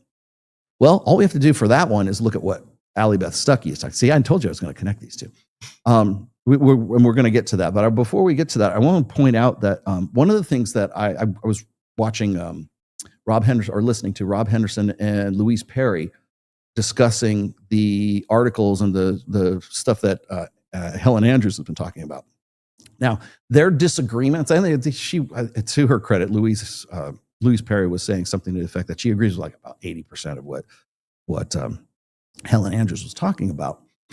And I'm like, okay, so what's the part that she doesn't? Well, it's not even so much the disagreement. It's like how she comes to the rationalization that she has to disagree with some of this. And it really comes down to what society is prompting, right? Well, society did this, society does that. And I'm like, no, you guys are supposed, well, at least Rob Henderson, you're supposed to be an evolutionary psychologist, or at least you rub elbows with them. And I think Rob probably should know better than this, but the whole thing is it comes back down to like this, women have been so disenfranchised for so long that it's sort of like this societal need to organize society in a different way. And it's like, no, that's not it. It's a biological evolutionary imperative. It's not that they were taught to do this. It just seems the most logical way to do that. Because for women's natural propensity to organize society is in a communitarian sense. It's in the round. Egalitarianism seems like the best way to run a society for women, because that's what they do when it's the hunters and the gatherers. The gatherers and the berry pickers are the women, the incubators of the next generation. And I really hope, and I mean this, I'm not being facetious when I say this, I really hope that somebody like, I can have a chance, please give me a chance to have a conversation with Helen Andrews about this, because I think the way that I approach this, and we both come to the same conclusions, but I come to it from a different route. My route is going through evolutionary biology and evolutionary psychology. So when we had hunter-gatherer societies in the past, as I said before, women are the vulnerable sex. They need security. They need strength in numbers. That's why communitarianism and keeping this social cohesion, the security of that, because women are the vulnerable sex, their prime directive in life is long-term security. So how do we see that play out? Well, we see that play out, at least in political, sociological terms, is women's focus, their primary interest is in security at the expense of personal liberty. And I can show you I think there's like at least two. One of them, Willette, but they've done massive amounts of research on this. Steven Pinker's talked about this. Steve Stewart Williams talked about this. And from an evolutionary perspective, it makes sense because they're the vulnerable sex. So women want security and they want certainty in a very chaotic and dangerous world. Men, on the other hand, have to go out there and fight it. They go out there we got to be the ones that are going to protect, right? So when you have a hunter-gatherer, or you have a species that is in the 21st century in 2025, that their biological, their psychological imperatives were evolved 100,000 years ago, the conditions back then were much different than they are now, but the imperatives still stick with us because it worked. That's what brought us here today. We survived because we had a jealousy instinct. We survived because men actually are violent and men actually have a higher propensity for aggression. Women survive because they are more agreeable. They are more conscientious. They are more interested in soft power. It's the power behind the throne. Men are overt, women are covert, right? Men conquer worlds, women conquer men. I know that sounds like cliche, but it's really true. And so how do they go about that? Women fight in the psychological and men fight in the physical. Like when guys, you probably see, whenever you see guys like they beat the fuck out of each other and they at a bar fight or something like that, and they get up and the one guy, they're both, got broken jaws, whatever. And hey, okay, let's have a beer. So like afterwards, right? The women was fighting the psychological, dude, they will hold grudges until they're like 75 years old. I remember when that bitch in high school said this to me. That's a psychological thing. And why is that? Well, it's because women's power, at least up until recent times, was exercised covertly. It was exercised in the psychological.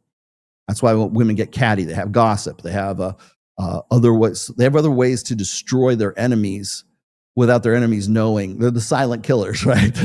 They're without their enemies knowing that it was them. Right? So you get like politics of personal destruction, character assassination, that kind of stuff. Titanic, thank you.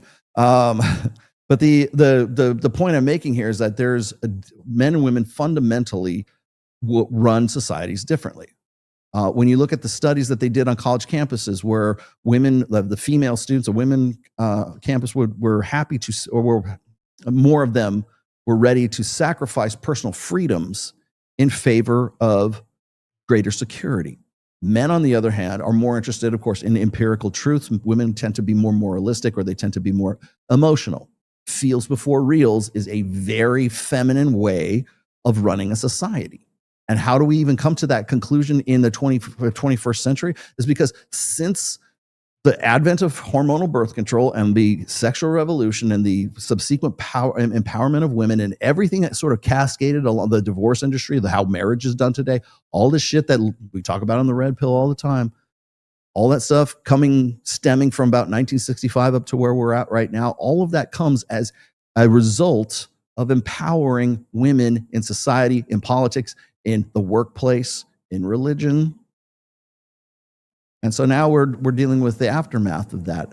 And how are we going to, like, even Dr. Richard Reeves, who wants to, get more guys into teaching and everything else, it's never going to fucking happen. Well, why would you be so pessimistic and cynical, Rollo? Because we live in a gynocentric social order. And now suddenly, when a woman says this, when Dr. or whatever, I think it's Helen Andrews says it, you'll listen. But when I said this in 2012, 2014, that guy's a misogynist. Don't listen to anything Rollo has to say. Hell, it doesn't even have to be then. It could be back in 2019, man, or 2020. I've been talking about this for quite some time. But when I say it, there's no impact. But if a woman says it, there is. Why is that?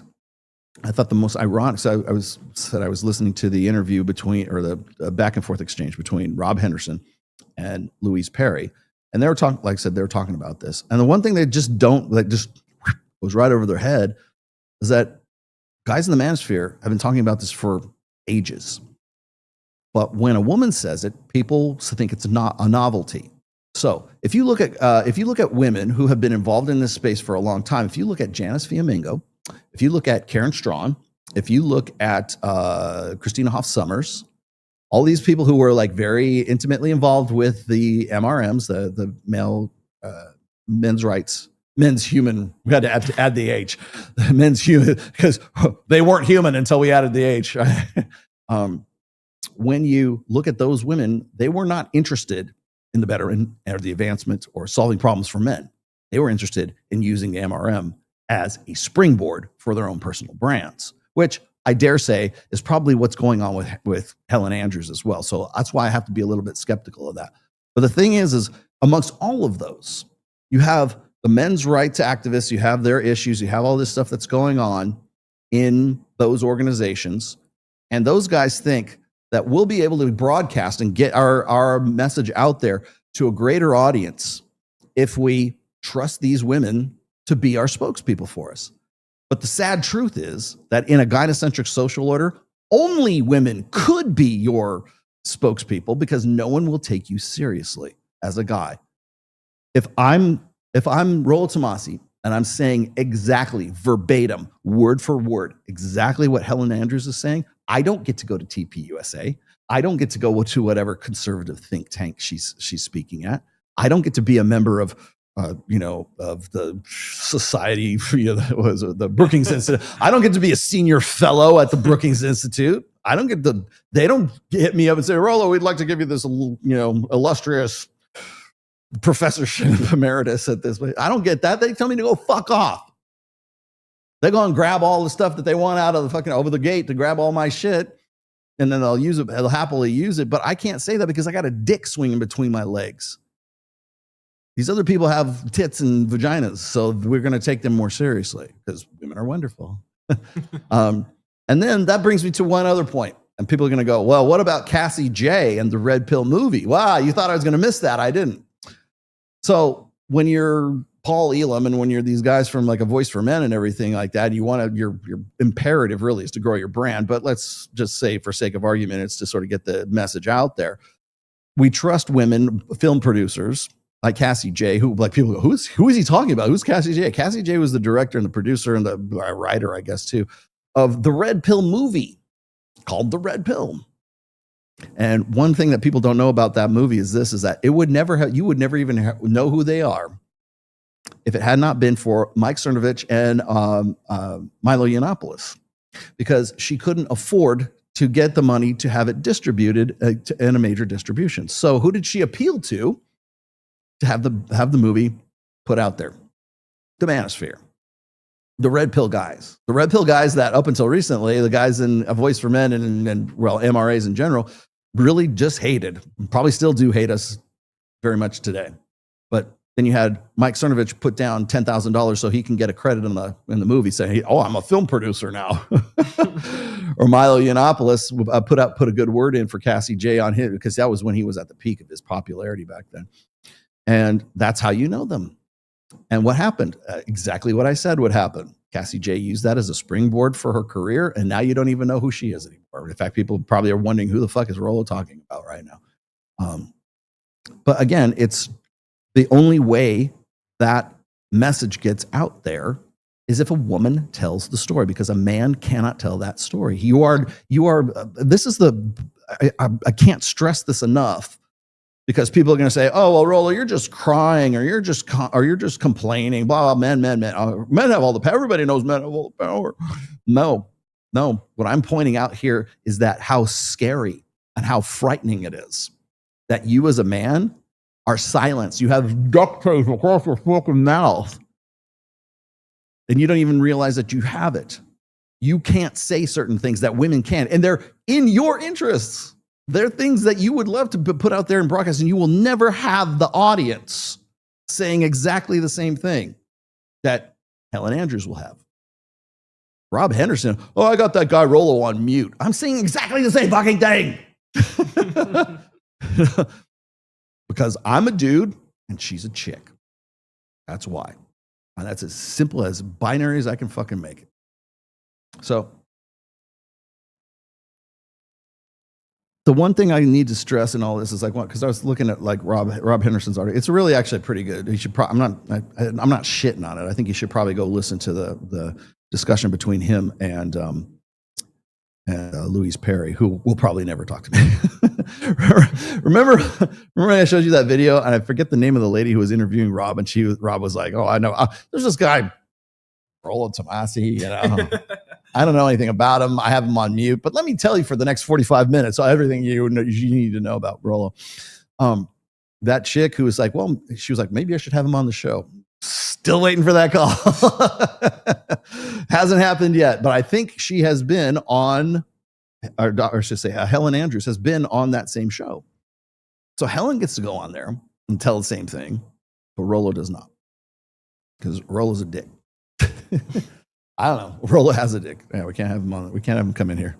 All right, let me get to these right quick. How should you go about your religious? Okay, I'll come back to that. I promise. Okay, so here we go. Hi, Rollo. I think modern Christianity inverted the masculine frame the Bible was written through. Do you think that happened through cultural drift or a deliberate design? A little of both. Probably initially cultural drift.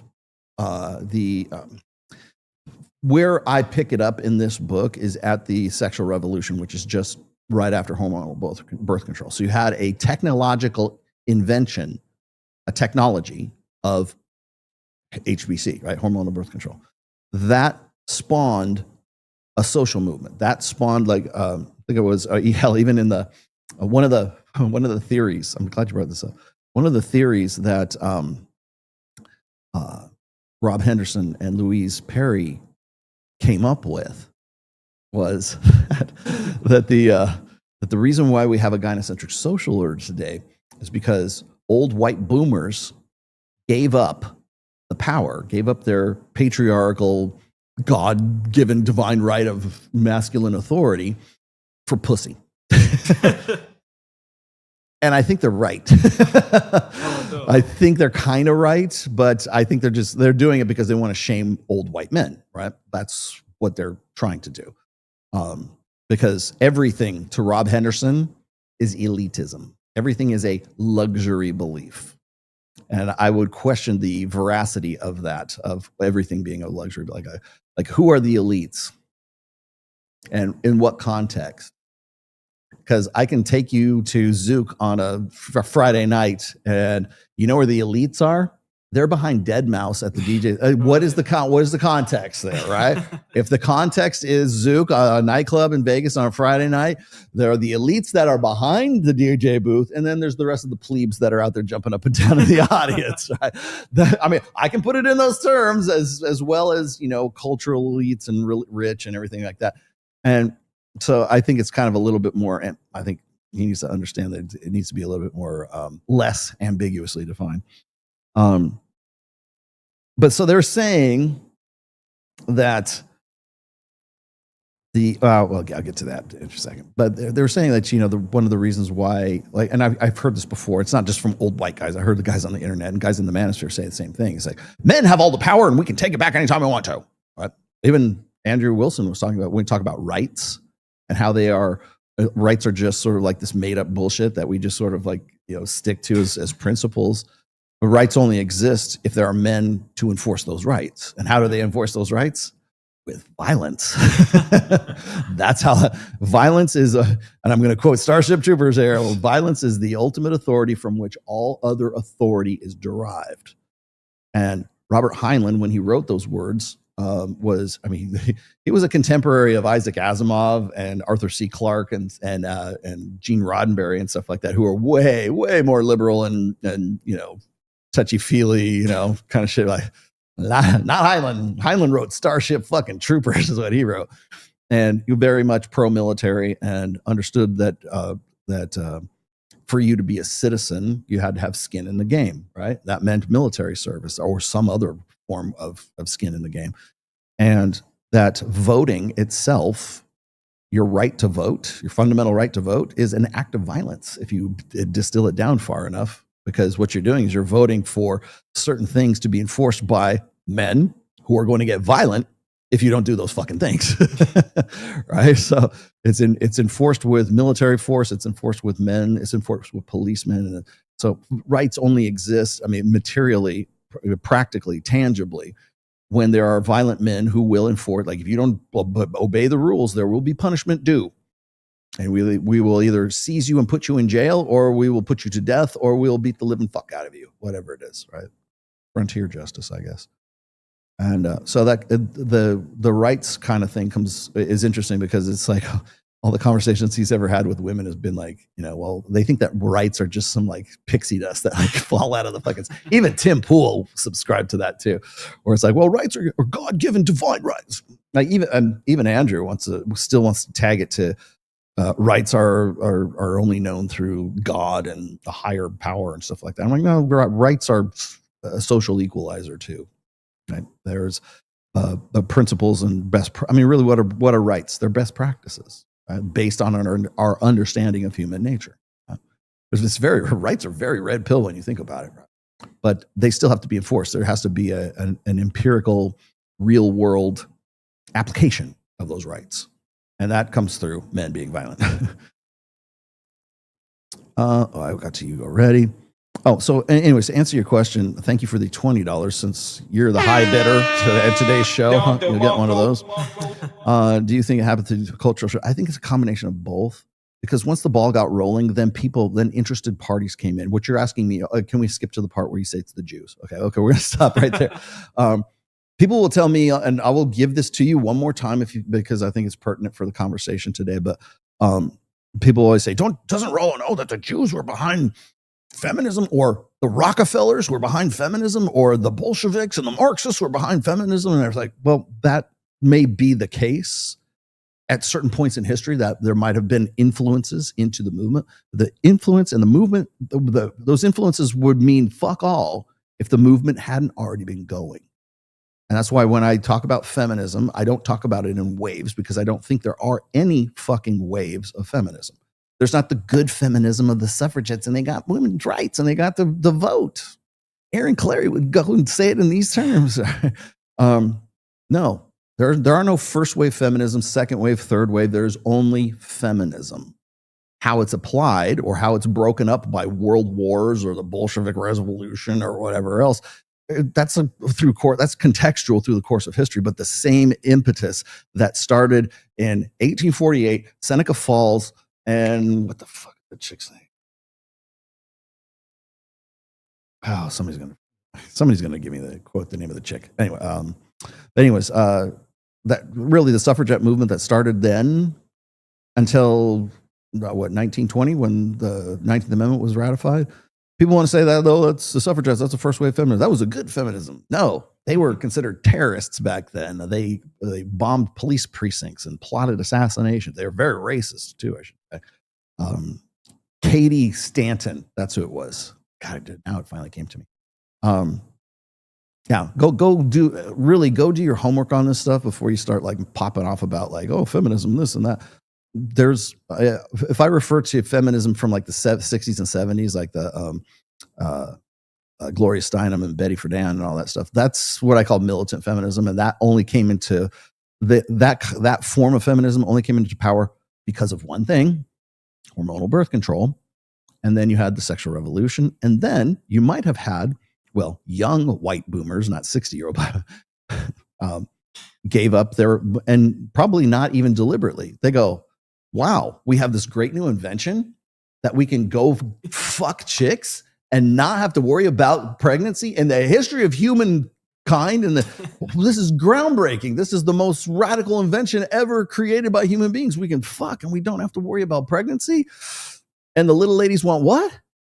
Okay, give it to them. You know, does that mean they're going to fuck us and we won't have to worry about pregnancy anymore? Awesome.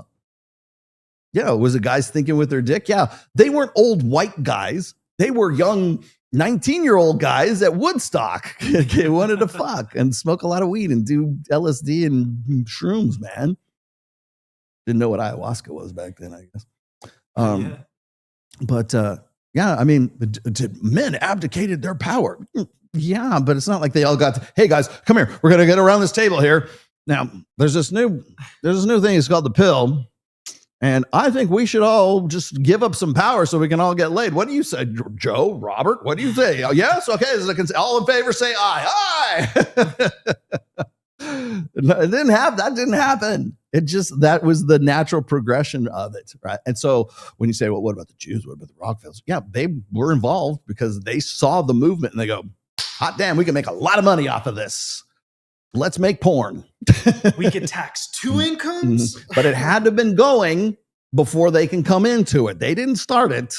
They were definitely influential in it. Did they come into it later in the game? Hell yeah, they did. They saw an opportunity and they took it.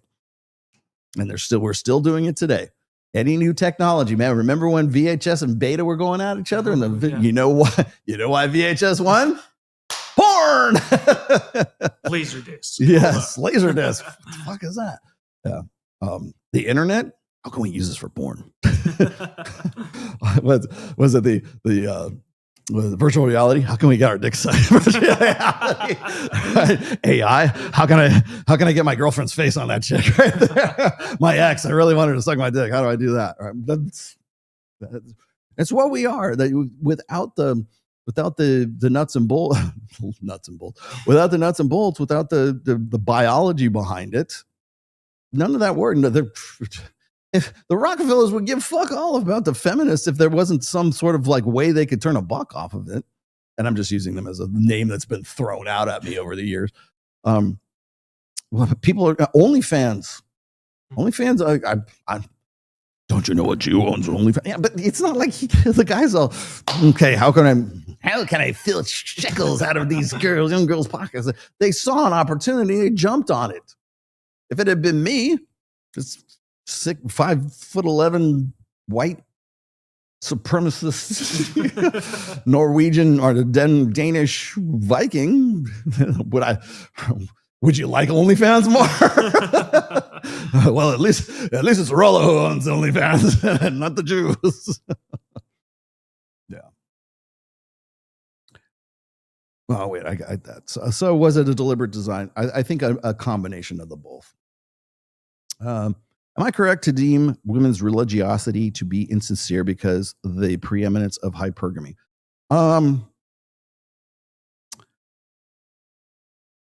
If you're looking at it from the perspective of hypergamy being alpha fucks and beta bucks, from the beta buck side, you might have a case. You might be.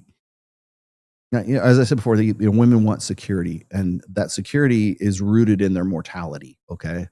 remember, they are the vulnerable sex. So they're very fragile. I mean, comparatively speaking to human males, and the children that they have to protect and nurture on their own if there's no man around, or in a group or a collective of other women, is all rooted in one dynamic, and that's security. So I brought this up on a couple of, and maybe this sort of relates to the Helen Andrews thing, is like one of the reasons why women tend to organize society in the round in communitarianism is because there's that need for strength and safety in numbers. And like it takes a village to raise a child, right? That comes from a female psyche. So when Helen Andrews is talking about how women run the American workplace different, right? They come into an inherently male structure, social structure, right? Whether it's the CEO, the COO, the CFO. But you know who the HR director is? That's the chick. And she's the one who's going to dictate how the rest of that fucking company gets run. You'll notice that like when women get into positions of power in like the workplace or the military, they're not at the top. They're right like just below, like 3 steps below, where they can fuck with everybody else. Right? And that's really why do we call her Karen in HR? Right? Why is that a stereotype? It's because that's where the maximum amount of power can be exercised over the most amount of people without being at the top, without being at the elite level. They can complain about the Fortune 500 guys being at the top of the fucking pyramid, but they're not at the top, but they're just down a few steps, and they control the rest of the fucking pyramid all the way to the base. That's what's called the apex fallacy. So is it because of hypergamy? Well, everything we do as a society, everything we do, and I should say as a collective, when you get enough people you put like 3 people in a room, we're going to have to like establish like who's doing what or who's best at what. Right? You put enough people in an environment where they have to interact with each other, they're going to start forming ways or best practices, as I say, of how to sort of run that show. So that could be a small business, that might be the military, it might be a sports team, might be team sports. There's going to be a captain of the team, and there's going to be like the people who are the striker and whatever it is. I don't know. So you're always going to have like we're social animals. We're always going to do that no matter what. But the difference is when men organize that, it's based on hierarchy, because men work on status, men work on respectability. That's not to say that there's not status in women, but women appreciate status in men. Like I always get like guys like fucking Mac and Murphy, and well, up until a little while ago, what's the Alex from Dateside? They always want to talk about how lost my Cat 5 cable here. Now I got it. Gotcha. But how are those societies going to, how are those collectives, let's say, going to be organized? And men do it because we're competitive. You want to know why one of the reasons why men, like I've had guys say, well, Rollo, why don't guys just get together and organize and just like, take the power back from women? It's because it's really, well, first of all, we're atomized because of a gynocentric social order. We're not allowed to have male spaces. We're not allowed to say certain things. Rollo Tomasi doesn't get to talk about how we have a female-centric society, but Helen Andrews does. Why? Because I'm male. Because if I start talking about that, then other guys might get some wise ideas, and we all might get together and we might team up and actually try to initiate some sort of change, right? There's a reason why we're silenced. There's a reason why we're this male epidemic of loneliness. No, it's a male epidemic of you're not allowed to get together. Or it's socially unacceptable for you guys to go meet up with dudes at the Reignite group, right? They must be homosexual. Guys getting together are homosexual. Women getting together, we're going to go and change the world, or we can all be astronauts, right? But the stigma of men getting together, there's a reason, there's a latent purpose behind that. And that purpose is that if enough guys get together and they have enough solidarity, they might actually do something. They might actually affect some sort of fucking change. And it's a challenge to that power base as well. That's why. But all of that doesn't happen. Like men's interest in organizing society hierarchically is directly related to their sexual strategies, their reproductive strategies. Same thing for women. Like Mike always talks about this. He's like, you know, if women wanted nice guys, they would fuck nice guys. You know, when women say, well, no, all of these guys are just assholes and they're narcissists. And my ex was a narcissist. Oh, yours too. Mine was a narcissist. Mine was a narcissist too. They're always a narcissist afterwards, right? Oh man, men are really fucked up. Men, they're all addicted to porn. Thank you, Allie, Beth, Stuckey. You're all addicted to porn. Blah blah blah. Okay, you got a point. Whatever. Men ain't shit. But if you give them enough power to be shit, to actually do something, then that's a challenge to your power base. So the women that the men that women complain about would cease to exist if they fucked the opposite of the guy that they complain about, right? So, like, oh, guys are jerks and narcissists and they're all full of themselves and they're toxically masculine. Oh, that's a shame. Why don't you start fucking nice guys and then that we could change that? Nice guys. Yeah, I got the ick. The reason those guys exist is because you keep rewarding them with sex. That goes back to hypergamy. That goes back to the biological impetuses of those social initiatives. So, yeah, you're right. 250 Mexican pesos. Arriba! Andale. I mean, we need Speedy Gonzalez drops. Interesting. You boys like Mexico. Interesting interview. How intrasexual competition suppresses female fertility with Danny. I saw this. Somebody sent this to me recently. Was it you that sent me this? Somebody sent this to me. I was looking at it, but it was a little too involved for me to like bring it up for today's show. But yeah, I'm aware of that. Thanks, Dio. Nothing but Joel Osteen with a beard oil. You get one of these too. Nothing but Joel Osteen with a beard oil sponsorship and a dish rag for these guys. Red Pill Healthcare coming. Health, God, it can't come soon enough for me. Soon would you prefer an outline or a sample? I'll take the outline, please. Is Helen Andrews the godmother of the Manosphere? No. What's that chick who wrote the Esther Villar? She's the godmother of the Manosphere.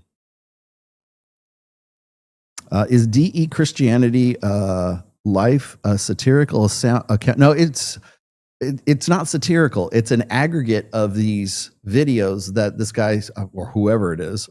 Some say it's the Jews, some say it's Indians, some say it's China, but it's an aggregate of all these sort of Christian-ish evangelical videos that the guy just collects and just rebroadcasts on Twitter. He's not. I don't even know who runs the account. There's a lot of things you're going to have to straighten Myron up on for the red pill. Okay, such as that boy got so extreme that he's making your teachings look crazy. Maybe indirectly, but I think when he starts talking about stuff and he's like on his point, he's still, I don't know, he's still a pretty good representative of the red pill as far as I'm concerned. Has he pivoted to other things? Yes, most definitely. I don't know what do you want me to correct him on? Myron too busy being a useful idiot for yet supremacists that he can't even make red pill space seem reasonable to the average person. Glad's roll here. Well, I will do my best to keep making it seem reasonable to you. Why are women more susceptible to propaganda? Because remember, okay, good question. And for $5, I feel like I have to answer you. I'll give you the $5 answer. It's because women prioritize emotion before reason. Okay, that's why. And what is propaganda based on? It's based on an emotion. It's based on feels, based on an emotion. So that's why they tend to be more susceptible to it. And propaganda is not just political. It can be a lot of other things too.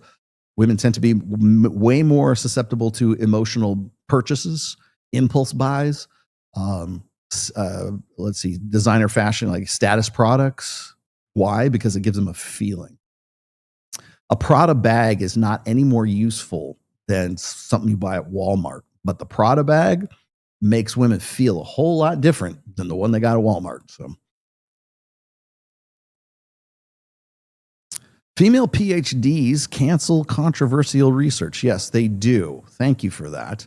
I'm I'm glad you brought that up, because the more women get into psychology and they get into communication and they get into the social sciences, that's when you'll see like, I get this all the time. All of those ovulatory shift experiments didn't replicate, Rollo. Must be false.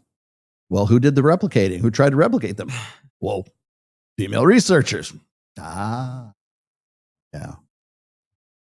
The research sciences right now it's suffering from what's called the crisis of replicability. Like long-standing experiments don't replicate anymore, right? Well, is that because they actually don't replicate, or is it because the experiment was redone again by somebody who didn't want it to replicate, right? Or was p-hacking it as to rejiggering the numbers, let's just say. There's because we know the history of that research right now. Anything that is unflattering to the female nature is always going to either get defunded or never get funded in the first place. And so finding research that puts anything about female nature in negative light is always going to either try to be debunked with, non-replicable research, or it's never going to see the light of day. It's never going to get funded as a study. With the Manosphere being a blanket term, are Christpill bros becoming part of the Manosphere, or is religion separate from Red Pill MGTOW? I would say they're separate. I mean, it's still part of the Manosphere. You ask just the average. See, asking me, I'm going to tell you they're separate, but most people won't be able to tell you the difference. I still hear people today talking about, those red pill guys, or somebody got red pilled. Like they'll use it as a verb. I know they're talking about politics, or they're talking about ideology. Right? Somebody came to my way of thinking, so they must have got red pilled. No, they just pivoted to your way of thinking. It's the Manosphere is a blanket. The Manosphere is separate from the red pill, though. The Manosphere is just the collection of, like, the Manosphere includes black pill doomers. It includes the MRAs and MGTOWs and the God pill, tradcons, whatever. Anybody who wants to be I'm sure that people who were backing up and white knighting for Allie Beth Stuckey are very much into male self-improvement. Would that put them in the Manosphere? Maybe peripherally, sure. Are they red pill? Not even close. Now, is religion separate from the red pill or MGTOW? Remember, the red pill is a praxeology. MGTOW is a practice. So those are two different terms, or two different articles, let's just say. So is religion separate from those?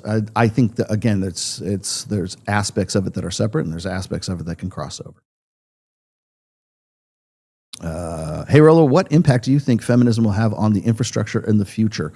We'll have to, we're not there yet, but we'll have to reach this is a better question for fucking Aaron Clary.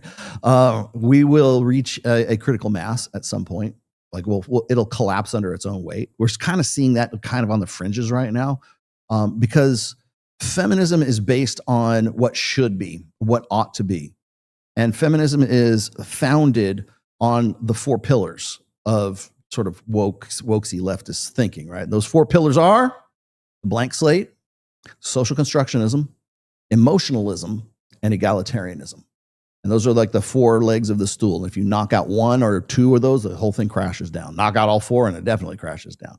But those are the basic sort of isms and ideologies that feminism, being a sort of a woke ideology, is founded on. Feminism doesn't exist without the blank slate, without everybody's equal, and so we're being repressed. We're special. We're a special protected class of people because everybody should be equal, and because they still are clinging to the blank slate.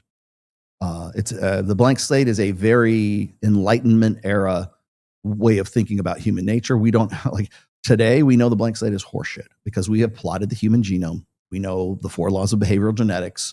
Nature versus nurture, it is all fucking nature, because nurture is downstream from nature. Your personality, the things that make you who you are much more dependent upon your DNA and your genetic structure than people are willing to admit.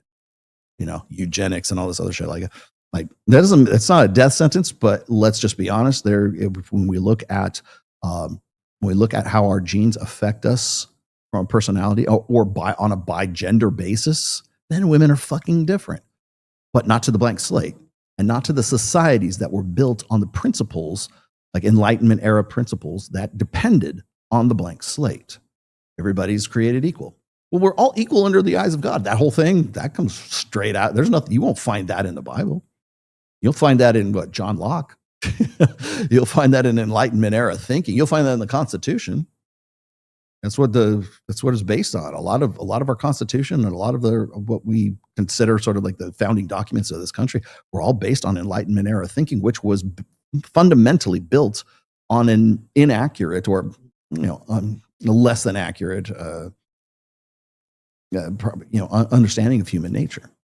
When people start talking about like Marxism and socialism, there's never been a communist society that hasn't like had mass deaths and Pol Pot and Mao's China and Stalin this and all that stuff. And you're right about that. But the reason why Marxism and later socialism, communism always fail is because the fundamental premise of those isms is based on an incomplete and inaccurate understanding of human nature, which the longer we go and the more we have a better idea of how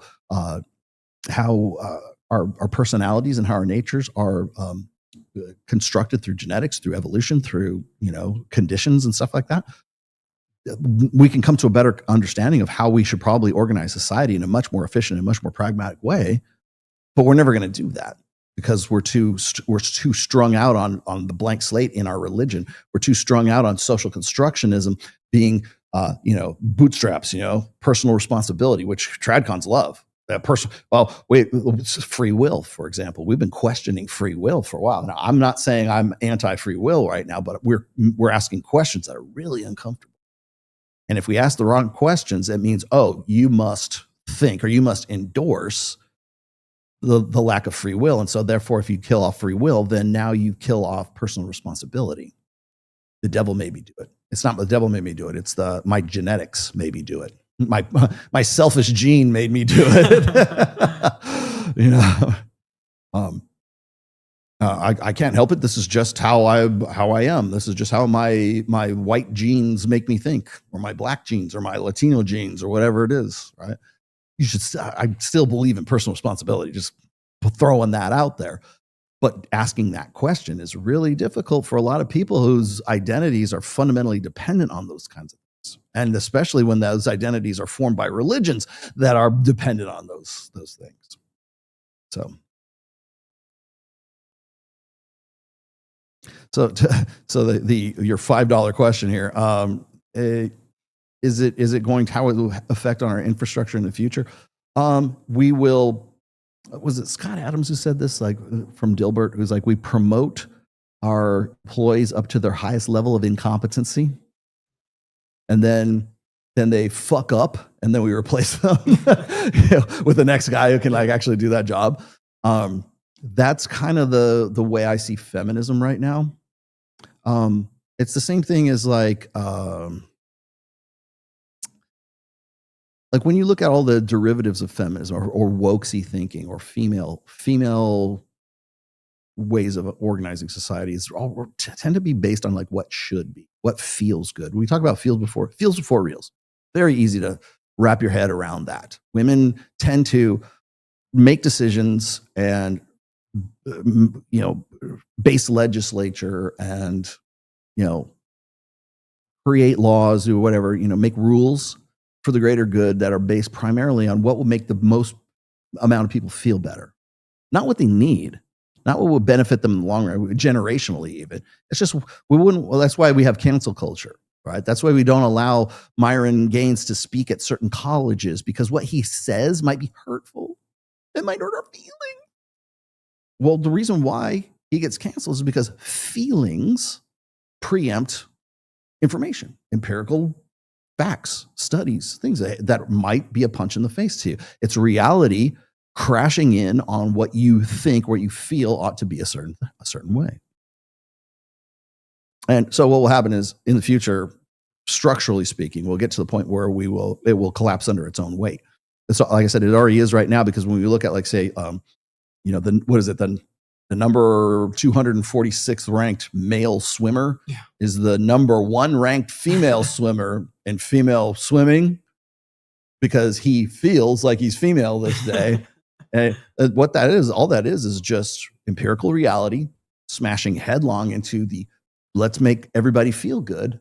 And so if you feel like you're a woman today, then we want you to go be the best female power lifter you can be, sir.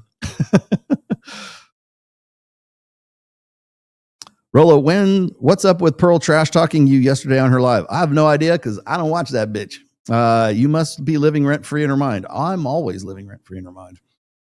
I have no idea. I don't know. I didn't even until you to hit me with that. I didn't know. Do you think Trump will stop the shadow bans? No. I think economics will stop the shadow bans at some point.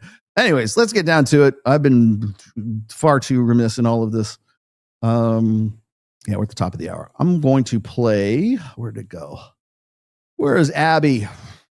Or Allie, ABS. Allie Beth Stuckey. This is the video that has been making the rounds. Actually, hey, let me take that thing off first. Hang on a second. Hide that. Actually, you know what? Let me run into this really quick. How should you go about your religious beliefs with a girl you're dating without her perceiving you as a beta? Why would it make you a beta? Like, if you're just going to say, well, this is what my religion are your religious beliefs limiting you from connecting with that chick? That's the real question. Because people are going to say, well, you should always live by your convictions. Yeah, okay, well, and I agree. Fine, whatever. Live your truth, brah. But why would that make you beta per se? Because you don't want to have sex with her until you get married? Is that give me the function. Tell me exactly what the difficulty is there. And trying to dominate the relationship. Then the thing is, why would your religious beliefs put you into that position in the first place? Would you not want to be dominant in the first place? What about your religion would make you seem beta? I think that's probably the first place you need to start with that. Everybody wants to get in on today's topic. Feminism has destroyed nerd culture. Yes. You get one of these. And they're coming for Warhammer. Not if I can help it. Hold the line for the Emperor. Space Marines. They can't let us have that shit. Please write a book on this. Write a book. There's only one man for that job. That is Rollo Tomasi. I'll call him Henry Cavill. Henry, can you write the forward to this? Big Christianity says no premarital sex, but the 40 plus men running BC support every economic, political policy making marriage unfeasible until 15 years after puberty. Yes. Well, I've always said this too, is like, whenever I get into these sort of debates, usually with ortho bros they don't give me too much shit. It's guys that that are really want to stick. They think that they're better people because they're going to have some sort of dedication to celibacy until the right woman comes along. And I keep saying, celibacy is not healthy. Right? A healthy human life includes reproduction. I know that's really sounds really weird. It's your very existence depends on you getting pussy, or the continuance of your DNA on planet Earth. After you're dead, the only thing you leave on planet Earth is your genetic code. Technically your genetic code, at least parts of it, combinations of it, are the only thing that's immortal about you. That's why you want to know why men are so dead set on knowing paternity. Like, women know paternity. The baby came out of me. That's my kid, right? But the paternity for men is very important because if I am putting all this energy, time, effort, whatever into protection, provisioning, parental investment instead of fucking other random bitches, and that kid is not mine, I go extinct. My DNA doesn't go on anymore, and it was all for fucking nothing. So every guy that reproduced up until I was born, all those dudes are looking at me going, you better fuck this bitch. You better put a baby in that one. We want the DNA to keep going. Yeah. People hate this. I was going to bring this up, but people hate it when I bring this up. Is there is a school of thought, I think this is, I don't know if I got this from memology or whatever, but there's a school of thought that said, I think it was Steve Stewart Williams that brought this up. A school of thought of psychology, whatever, of genetic philosophy. It says organisms, living organisms are only vehicles for genetic code. So you, me, the tree, the dog, the bacterium, that is just a vehicle to transfer that DNA to the next generation so that DNA stays here and is functionally immortal on planet Earth even after the vehicle dies. So when you look at it in those terms, like ladies always ask me, well, why does paternity matter so much to guys, man? Why can't they? Like, because the guy like finds out that the kids aren't his and he's like 65 and the bitch has been lying to him like for his entire life and the kids aren't really his and everything. But women go, well, why is that important? Why does that matter? A dad is a dad no matter what, you know? And the guy goes and shoots the kids, shoots her, shoots himself and everything. Why would a guy be prone to do that? Because you're just a vehicle for your genetic code. It's all Darwinism, and you're a meat sack. That's all you are. Now, do I believe that? No, but that's a school of thought that certainly explains some dynamics of reproduction. So there you have it. Okay, now I will get to Mrs. Stuckey. This is the video that's been going around making the rounds. Feminism has failed women. Second one, are you ready? Are you ready? Lay it on me. Porn has weakened men.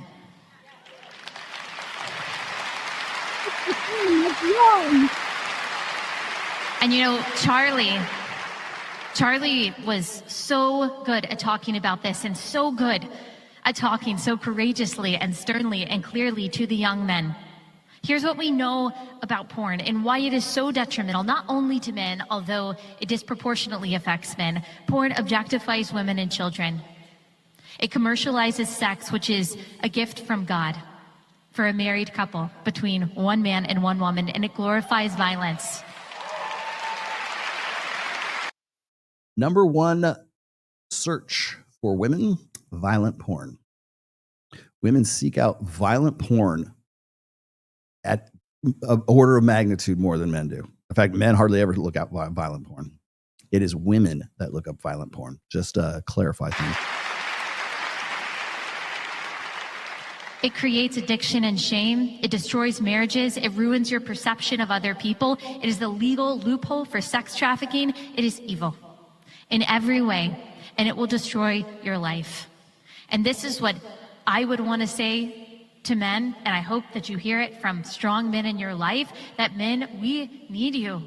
And we need your masculinity, and we need your strength, and we need your boldness, and we need your courage, and we need those things to be harnessed for good.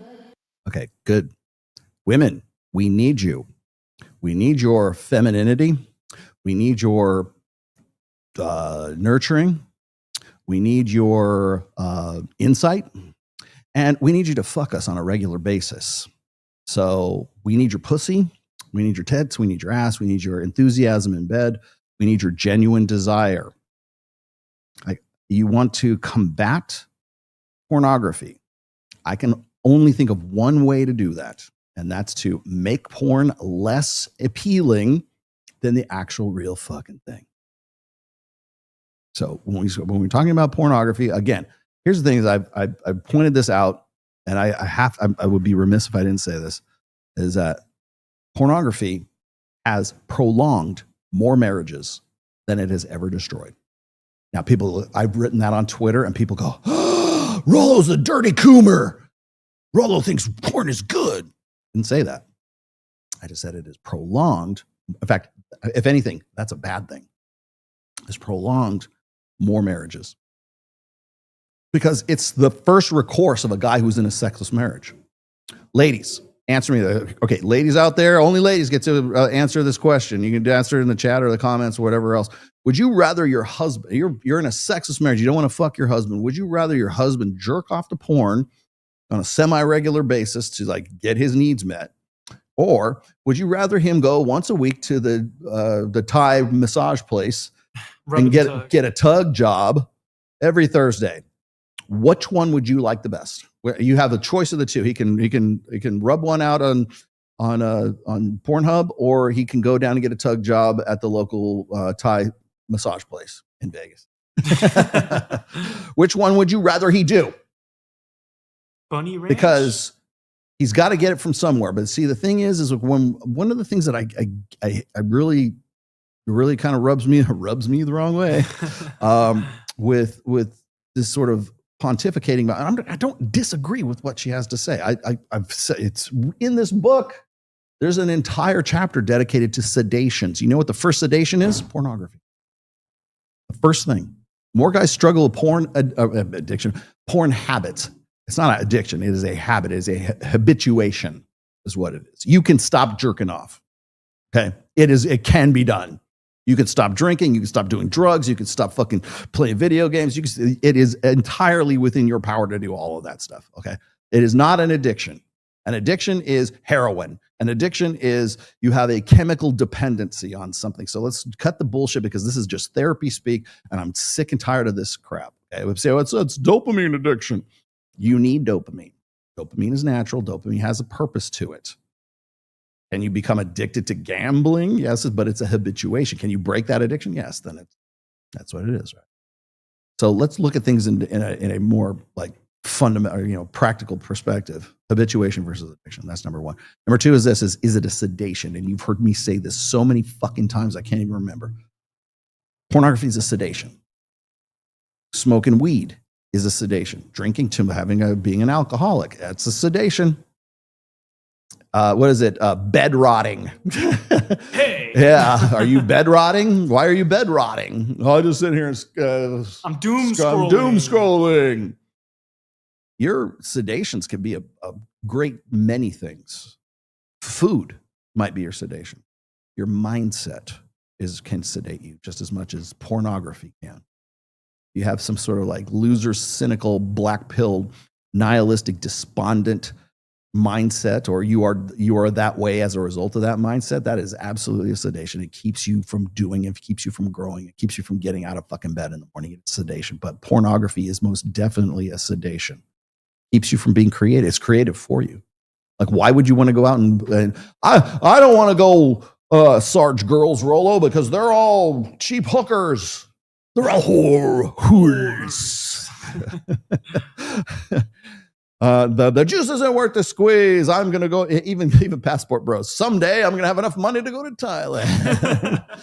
But for the moment, I'm gonna rub one out on X Hamster or whatever the fuck it is.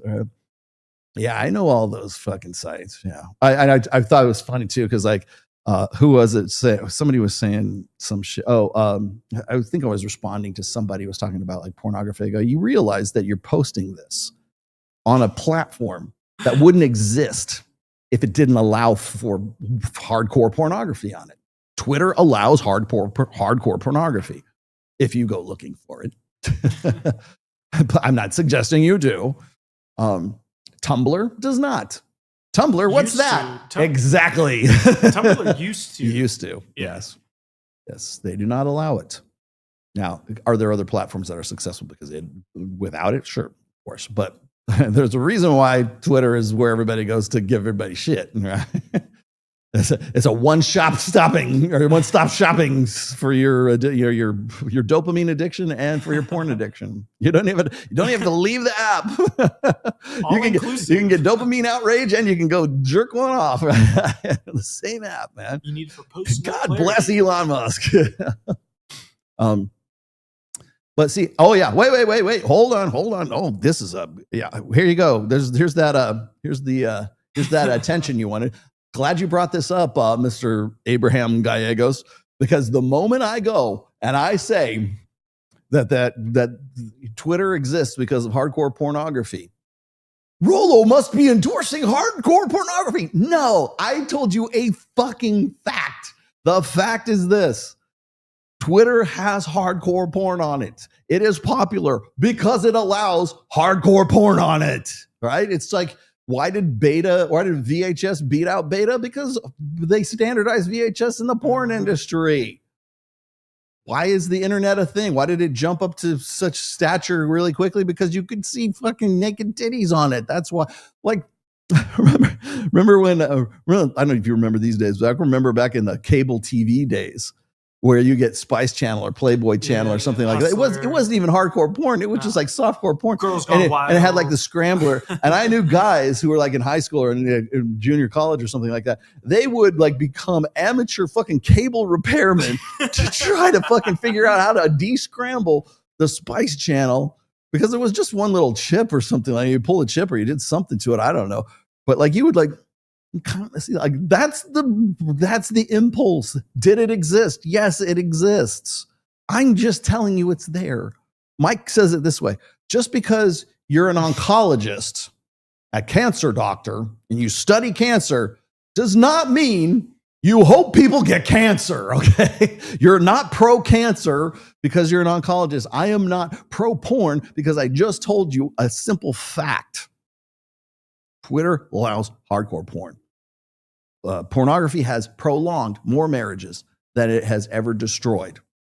People like to, again, as I said before, you can't tell people facts without telling them how to feel about it, okay? And so here I am giving you a fact, and people are, well, I'm going to infer the meaning. What? Rolo must be pro-porn. He's a coomer. God, stop it, fucking Gen Z. Or Goon Max. It's a goon. He's a goon Maxie. He's in his goon lair gooning. Dude, I've been married for fucking 30 years. I got laid last night. It was fucking awesome. I love that. You know, it's funny. It's like, I can, like, whenever I'm on, I've never said this. I would never say this on Access Vegas. Well, but like Mike will be talking about like 3-ways and stuff like that. And like, you know, how girls, or how to arrange a 3-way and all this stuff. So, and he, to his credit, I'm sure he has several times. He's got a very, like, he's with Harper fucking Reigns. She's a fucking smoke show. But then, like, I love it when, like, the chicks are like, well, I could never get married. Why? I can't imagine having sex with somebody for all the rest of my life. And I'm just like, I did sex last night. It was still fucking pretty good. It was pretty goddamn good.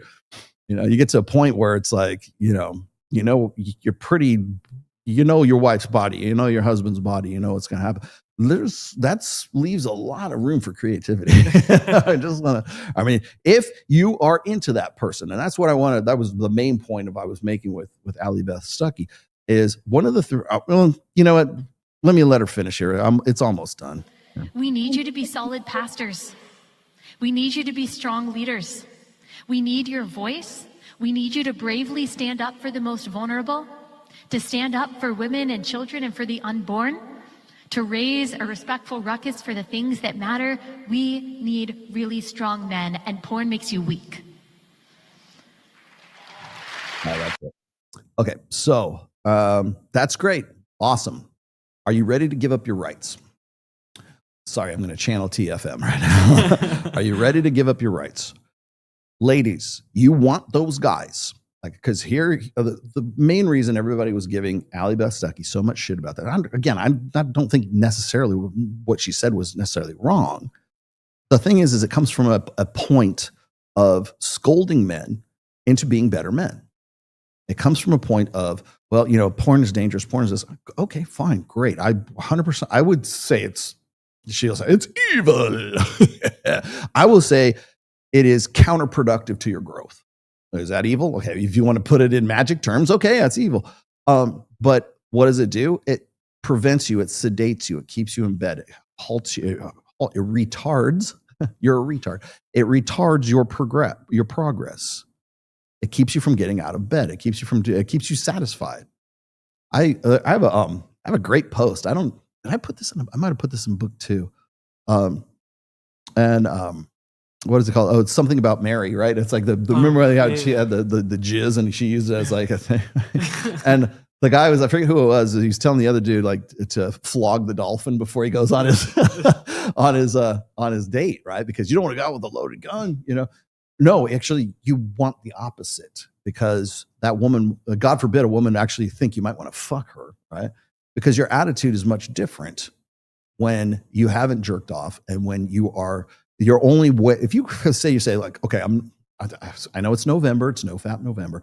If you say, hey, I'm not going to jerk off until I get laid. I'm not going to rub one out. I'm going to actually go out there and let this motivate me to go out and talk and to approach women, to talk to women. If that's the impetus, I'm all for it. Please do. Because what you're doing is you're overcoming a sedation. Your sedation is jerking one off and you go, and now you're flooded with oxytocin and you're like, I want to go to the club tonight. I'm just going to sit here. I don't have to go to the bar. I don't have to go to the bar. They're not worth it anyways, you know? I'm just wasting money now. You go and like, I've said this before is like, once I started taking TRT, right? I said, you know, if you shoot a guy, you take a black pill doomer, the most nihilistic, despondent kid you have, and you put 150 milligrams of let's do something nice, Cypionate, you know, and you do that for 10 weeks, you'll no longer be a black pill doomer. Motivation out the ass. You will not be. You will have a fundamental change of mind. And it didn't have to do with God or magic or you're reserving your chi or whatever the fuck, you know, I'm saving my essence, like the fucking, you know, dark crystal essence of Stuckey. Gelfling. Like you're holding your vital essence or something like that. If that's what you have to tell yourself, be my guest. Please do. If it makes the, you know, the monastery seem that much more entertaining, go ahead. But what you're doing is there's been a chemical change in your body that is suddenly motivating you to go, hey man, some of these chicks are pretty good. Maybe I'm actually going to make an attempt here and try to get laid with one of them. And then what happens is like, you're going to get shot down. And then you're going to get shot down again. And you're going to keep getting shot down. And you're going to still be full of testosterone. You're still going to have a different frame of mind. But at one point, you're not going to get shot down. And when you finally do have success with that woman, all that inner game bullshit that you thought was holding you back is suddenly flies out the fucking window. Your outer game cures your inner game. So all that stuff about like, you know, I'm going to go monk mode and hold my chi or whatever the fuck it is. 2-3 years to Yes. forget. Yes. You know? Yes. Change your biochemistry and you will change your mind about things. You'll change your mindset. It is very much, as I said before, what is it? Nature has defeated nurture. Okay. Nurture is downstream from nature. How can I change my mind? Well, geez, I can go to the gym. I could go get in the squat rack. I can go do these things. As I said before, if I shoot you up with 100 milligrams of Tren per week, you will have a different outlook on life. I can guarantee you that will happen. But the point I'm making is, your physiological condition changes the way that you think about things. As I said before, if you want to turn that into spiritual, be my guest. Metaphorical if it takes metaphorical truth rather than like concrete, validational, empirical truth to change your mind about something, please go right ahead. I just want you to grow. I'm on your side, man. So that's Allie Beth Stuckey right there. People were losing their minds over that, mostly because of the fact that, you know, well, women aren't supposed to teach in the church. Now, I agree. Now, is it scriptural? Yeah, say show Timothy, whatever the fuck it was. I'm not a biblical scholar, so I'm not going to be able to quote scripture for you just yet. But honestly, I don't think it's kind of irrelevant to the whole thing. It's like she's basically saying the same thing that every other women's ministry is going to say. It's like, we want you to be better men. Why? To be better men for us, not to be better men for yourself, not to go make better personal change for yourself, not to focus on your own fucking goals and your own achievements and your own mission and have personal growth and personal change, because becoming the best version of yourself is what you want to do. And it's for your benefit. That is never a fucking traditional conservative line. It is always, we need better men. Why do we need better men? Because women need better men. That's why I've said this, and I will say it one more time, is that traditional conservatism, whatever you want to call it, is the flip side of feminism. Not the red pill. It is feminism, because you're affecting the same fucking goal. You are facilitating the realities and the goals and the demands and the approval of women. Just as feminism hits it from one angle, traditional conservatives hit it from the other angle. It is your Christian duty, is your masculine duty to be a better man so that these women can have good husbands and good fathers. Great, that's awesome. But you know who you're doing it for? You're doing it for her. You're not doing it for you. And the minute that's the dynamic is the minute you fail. That's when you get into sexless marriages, when it's not about fucking you. When your mental point of origin is her or womankind or the potential of a girlfriend or the potential of a wife. If your mental point of origin is, I only make these decisions because I want to get to that. I want her approval. Mommy, please give me a kiss. Is it cookie time for good boy? If your mental state and your mindset is focused on how you can become better so that you can meet the approval and the checklist of that woman, you fail. Automatically fail. Chicks don't want that. They don't want a guy who's going to do anything for them, everything for them, caters their whole fucking life for them, because that guy's not genuine. That guy's not authentic. He's not focused on his purpose. I keep saying this, like I've had this conversation with a few people. I had it with Fresh. I had it with some other guys, like guys who want to get into relationships with women. They'll come to me and they'll go, Rolo, I got a girlfriend. Like they're all sheepish about it. And they want me to give them my holy blessing. Like, yeah, so she sounds like a great chick, go ahead. Like, I'm going to tell them, no, fuck you, stay single. You're going to make the decision anyways. So you're going to do what you're going to do. But I do ask them these questions, 2 questions. 1, is that woman a complement to your life? Is she an asset to your life rather than a liability? Is she hot? Is she fun in bed? Does she have genuine desire for you? Does she want to fuck you? Like, does she keep her eye? Does she look at you? Do her eyes dilate when she sees you? Does she admire you? Does she want to know things about you that you have never even told her, but she figures that out on her own? Is she a complement to your life? If the answer is yes, good. You passed the first test. Number 2, the second one is she the focus of your life? If the answer is no, go for it. Women do not want to be the focus of your life. They want you to have purpose. They want you to have something greater than themselves, because that's the guy that they can have trust for. The guy who is so confident that he's making decisions for himself because he knows that if he benefits, she benefits. If he makes this decision, the family benefits. That's one of the things that I talk about in the book here when we talk about mental point of origin. She cannot be the focus of your life. You have to be the focus of your life. Your decisions, the things that you do, your goals, your purpose, whatever it is, that has to be the goal and the focus of your life, to the exception of other things. Not to the exclusion of, but to the exception of those other things. Okay? The exception. Wait, Aaron Clary just texted me. Hold on a second. God damn it, Aaron. What do you want? No Michael Sartain interruption. He says, this is what Aaron Clay just texted me. He says, man, you weren't joking about the comment section. Are all Christians spurgs? Yes, they are. For the greater point, I'm not saying they're all that way, but yeah, that was pretty. If Aaron Clary is texting me during this show, you fucked up. Oh my God. It's usually Mike that's texting me during the show. But no, I was going to say is, if that woman is not the focus of your life, people will say, well, shouldn't you focus? Your wife should be the most important thing in your world. I have heard that on damn near every single one of these videos that I have pulled off from the De-Christian Life Twitter feed. The guy who would make a great wife in the videos, where he says he does the cat, feeds the cat, and is doing the dishes. He'd make a great wife. The guy is beta. He is cucked, and you know why he's cucked? Because his focus is his wife. He wouldn't even be making the video if that weren't true. She's off at work. Now I got to go to work too. I'm going to tell you how to be a great husband. Do everything for her. Live and die for her. But the thing is that kills. This is the thing, and I put this in my 4th book in religion. If Mama ain't happy, God ain't happy. So when we talk about what does a religion by women for women look like, that's the starting point. Women are God, or they're closer to God than men are. So here's God, here's women, and then there's you. And if she's not putting out and she's not fucking, you must be doing something wrong with God, not with her. Because if you were right with God, then it would trickle down. That pussy would trickle down, right? Trickle down pussy.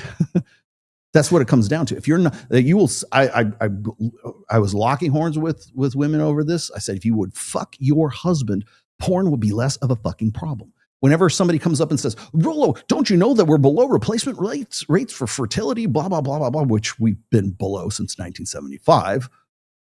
But they think it's this fertility crisis and it's anti-natalism and all this other stuff. I said, well, it seems like women need to start fucking guys, doesn't it?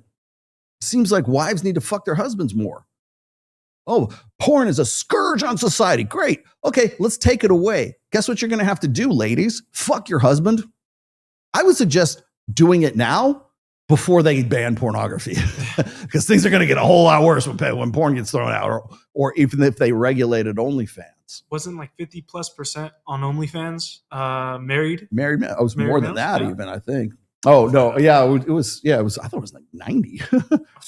Something like that. I don't know what it was, but I know there's an awful lot of married guys that are on. And why do they go for OnlyFans? They got to pay for that shit.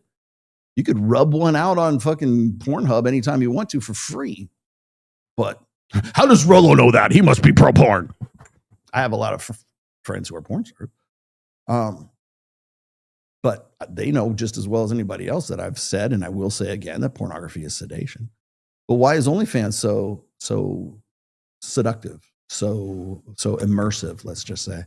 Why is it even a thing? You got to pay for that. Shit, you're making it right. 89.5%. 89.5. But this is out of a 17 male creator thing, so it's like small sample size, but well, they keep those even if it's like less than that, even if it's like 20% less than that, there's still a lot of fucking dudes, right, that are married. And why do they go there? Because they're not getting something that they should be getting at home, ladies. So, Allie Beth Stuckey, while everybody's going to agree with what she has to say, it goes both ways. But the moment you start saying that women need to fuck their husbands, as Aaron Clary did in his last video, but you can solve this problem by losing weight and fucking your husband. And you know what? When I put that on there, women lose their minds. Well, what if he's this? And oh, men aren't that. And blah, blah, blah. And I, you know what? I agree. That guy still needs to get in shape, and he still needs to be good looking, and he still needs to, get rid of the weight, whatever it is. He's still got to be the guy that woman is going to naturally, organically, genuinely desire and want to fuck, right? 100%, ladies. But get your fat ass in the gym too. And fuck your husband with vigor, enthusiastically. Be an imaginative lover. Be enthusiastic about it when he comes home. Get on it. No starfishing. Get on it before, get on it so quickly that no other chick could beat you to it. Suck that dick like you lost your keys in it. That was the best line from fucking Yellowstone. Was it Beth? What's her name? Beth from Dutton. Dutton. Yeah, she's like, suck that dick like you lost your keys in it. That's what you need to do, ladies. Follow Beth Dutton's the Beth Dutton path to Christian marriage, right there. Yeah. Get on it, man. Become so into it that pornography is not appealing to that guy. And guys, be on your point. Follow Beth Stuckey's thing. Be on your point, but be about yourself. Don't be about the chick. Don't be about the wife. The wife should not be your focus in life. If she's your one-itis, your soulmate, you're doomed. Doomed. You're sunk. No, but the Lord's commanded us to, no. The Lord commanded you to be on fucking mission, to be on fucking game, be on your fucking point, right? Well, love your wives. Yeah, women, respect your husbands. I don't care about whatever. You could just quote whatever scripture. You can pull it out of the Quran. You can pull it out of the Torah. You can pull it out of the fucking Bible. Pull it out of the Bhagavad Gita for all I fucking care, right? It's metaphorical truth. Go for it. But whatever keeps you going, the functionality of it, the latent purpose of it is that the sex is the glue that holds a relationship together. Without sex, ladies, you have no marriage, period. Stop. Full stop. Shut up. I don't want to hear anything else. Full stop. Without sex, you have you're roommates. You're sharing custody of your child. If you're not and by the way, if you don't want to fuck that guy, tell him I would be more attracted to you. Would really probably want to fuck you more if you lost 10 pounds. Tell him the truth. He can take it. Seriously, give him a goal. Give him missions. Say, you lose 10 pounds and I'll fuck you. He'll be on clenbuterol and C3 that day. That day. Or T3 and clenbuterol. He'll be on that like in a heartbeat, man. Anavar. Let's go. Is that all I got to do? No problem. Yeah. He's trying to figure it out. He's trying to fucking unravel your fucking mind games, but you keep quoting scripture. Oh, the cop out is, well, he shouldn't want it. He shouldn't want porn. He shouldn't want sex all the time. What do you think about sex? That's all you think about all the time? When you're married and that's your only source of sex your entire life till death do you part? Yeah, that pretty much. They want to put a chastity belt Pretty on your much. Men have 17 times the amount of serum testosterone you have flowing in through your body, ladies. Think about that. You know how it would change your mind about that, ladies? Put you on the ladies' Anavar. I mean, those girls that get on tests for bodybuilding shows. Yeah. They say how horny they get. The first thing they said, I know we've had girls on the show who are on HGH. Yeah. Human growth hormone. Like, does that make you horny? Fuck yeah. Like, I can't even, like women would on the show have told, like the girls who've done Anavar, because some of them, like the bottle girls will do Anavar. They'll say, I can't believe how horny I am. Or they'll be like, I can't believe you guys are like this all the time. And the fact that we're still at multiples from where they're at. Yeah. Like, where you're well above, and guys are like 100 times that. Yeah. Right? So it's like healthy adult men have anywhere between 12 to 17 times the amount of serum testosterone that women have. Right? My wife, like when we go to TRT clinics, like my wife goes too. She gets ladies TRT. She gets 8 milligrams. Baby dose. They give me 150. Yeah, that's the difference. Crazy how biology works. So, ladies, men. So, remember what I talked to you guys about when we were in the beginning, when I was talking about the blank slate and social constructionism and all this other stuff. So, here's the thing, ladies. If you think that guy should pray it away and he should be in control of himself and he shouldn't want, like, if you make that look and whatever. If you think that guy is going to in some way be able to pray away his sex drive, or he should, he just needs to be under control. He shouldn't be all over me all the time. That's you making up fucking reasons not to fuck him. You should be making up reasons to fuck him. Is what you should. You should not be able to wait until he gets home from work so you can jump his bones. Make sure that you got kids. Great. So pass them off to your sister, mom, whatever, and fuck his brains out. Make it a point. And not because it's duty sex, but because you really fucking want to fuck him. That's one of the main points I wanted to make today is I hate the idea of duty sex. Because guys subscribe to this too. So guys are not blameless in this, because when guys will say, well, if your wife's not having sex with you, that's a violation of the marriage contract. And it says here, do not deny yourself your lover or your husband or whatever it is. It's in the Bible. Right? And they're just, it's not appealed. It's right here. God, the Lord, right. You're not doing it. And so then we should have a talk. And that nobody has ever scriptured a woman into bed. No one has ever virtued a woman into bed. No one has ever put the obligation of or the fear of God and made that woman want to fuck you. That's not an aphrodisiac. Okay? Stop it with that. I don't want duty sex. I want my wife to tear my fucking clothes off because she hadn't seen me in like 3 days, which I'm happy to say still happens. But the thing is that it's like you should want that too. I don't want a starfish lay. Oh, duty sex time. Are you done yet? Oh, I've got laundry to fold. Well, she's fulfilling her conjugal rights. And if that's the case, I understand why you're jerking off to porn, because that's probably a better experience or virtual experience than the starfish sex you get with your chubby little wife. So why not make it a fucking priority to stay in shape? Why not make it a priority to be the best that you can fucking be for yourself? Because the benefits that you derive from you being the focus of your life benefits her. That's the way I point that out in this book when I'm talking about mental point of origin. Mental point of origin goes hand in hand with another concept, and that concept is called why am I blocking on it right now? Enlightened self-interest. And this is the part that rubs most Christian guys the wrong way. Enlightened self-interest. What that means is I can't help other people until I help myself first. It doesn't mean I don't help people at all. It means I'm better. I can help people better when I help myself first.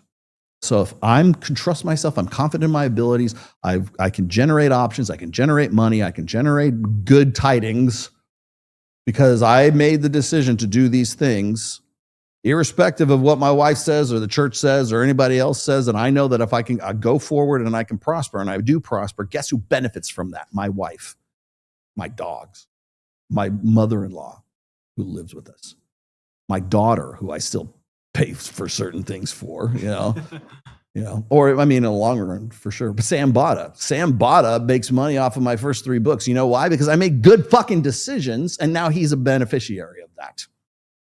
Same thing with anybody else who I choose to help. And I always try to help people, especially people who I think have talent, undeveloped talent who probably couldn't develop it if they didn't get a chance. I'm happy to give. If I can help, I will help.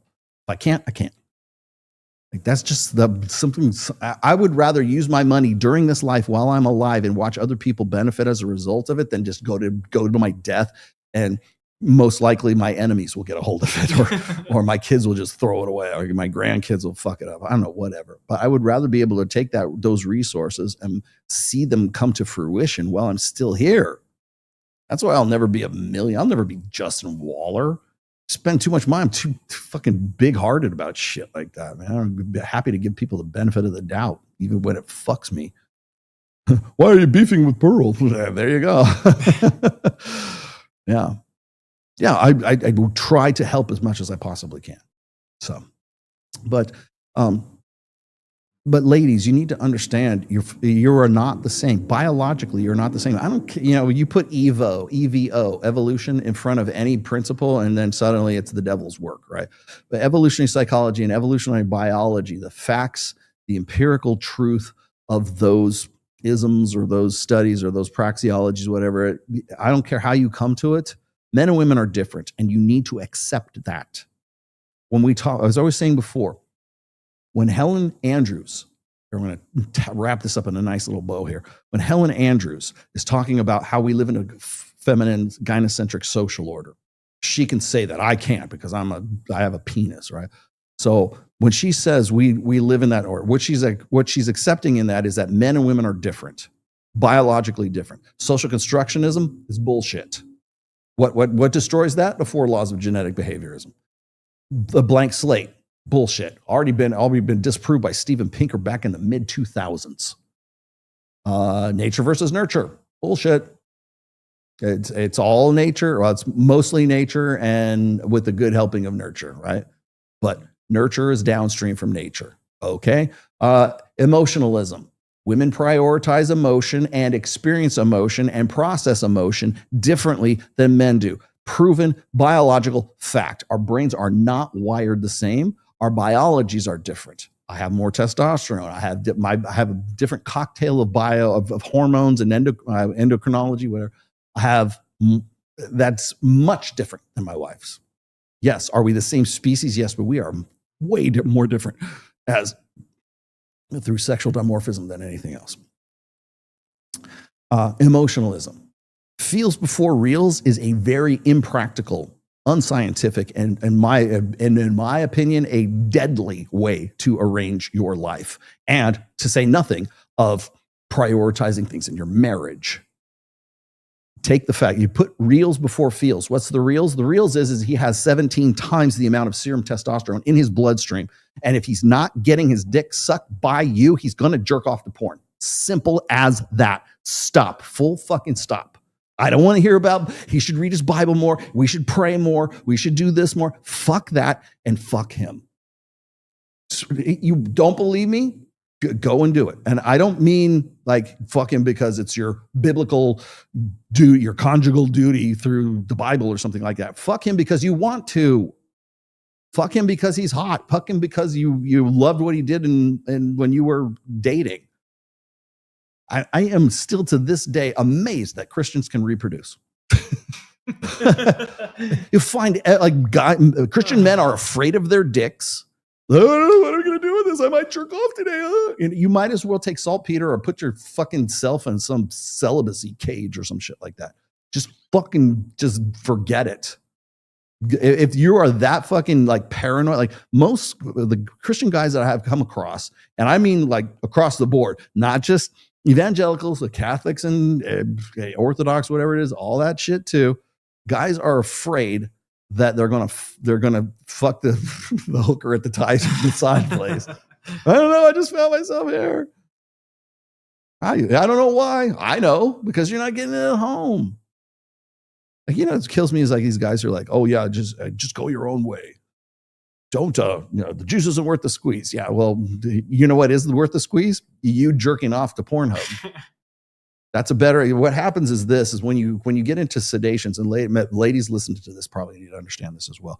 Is the reason why it's classified as an addiction? The reason why it's a sedation is because the virtual escapism of the sexuality, any side of it, the virtual escapism of pornography and or OnlyFans is a better experience for him than you not having sex with him. His complete lack of a sex life, his virtual escape. Like I've said the same thing about like immersive video games, or it could be like prescription opioids, whatever it is, whatever your sedation happens to be. It is an escapism from your shitty real life. And porn is no different than that. So when pornography becomes like jerking off to porn becomes a better experience than trying to figure out how to pick your fucking locks and how do I get her to have sex with me, Rollo? That's the number one question I get from guys in marriages, in Reignite. I don't want to divorce her. I just want to turn the sex spigot back on. I want to fuck like we used to when we were dating. I must have lost frame, Rollo. You never had frame, but the point is that the reason why the guy gets into jerking off, the reason why the guy he's probably jerking off when he's in his 20s and never even knew who you were, but not nearly as much as when he got into his sexless marriage with you that you perpetuate and guilt him out on because he's supposed to be praying for however many Hail Marys and whatever the fuck he has to say. Or has to jump through all these sort of religious hoops. Those become the rules that he has to follow because you see him as a beta.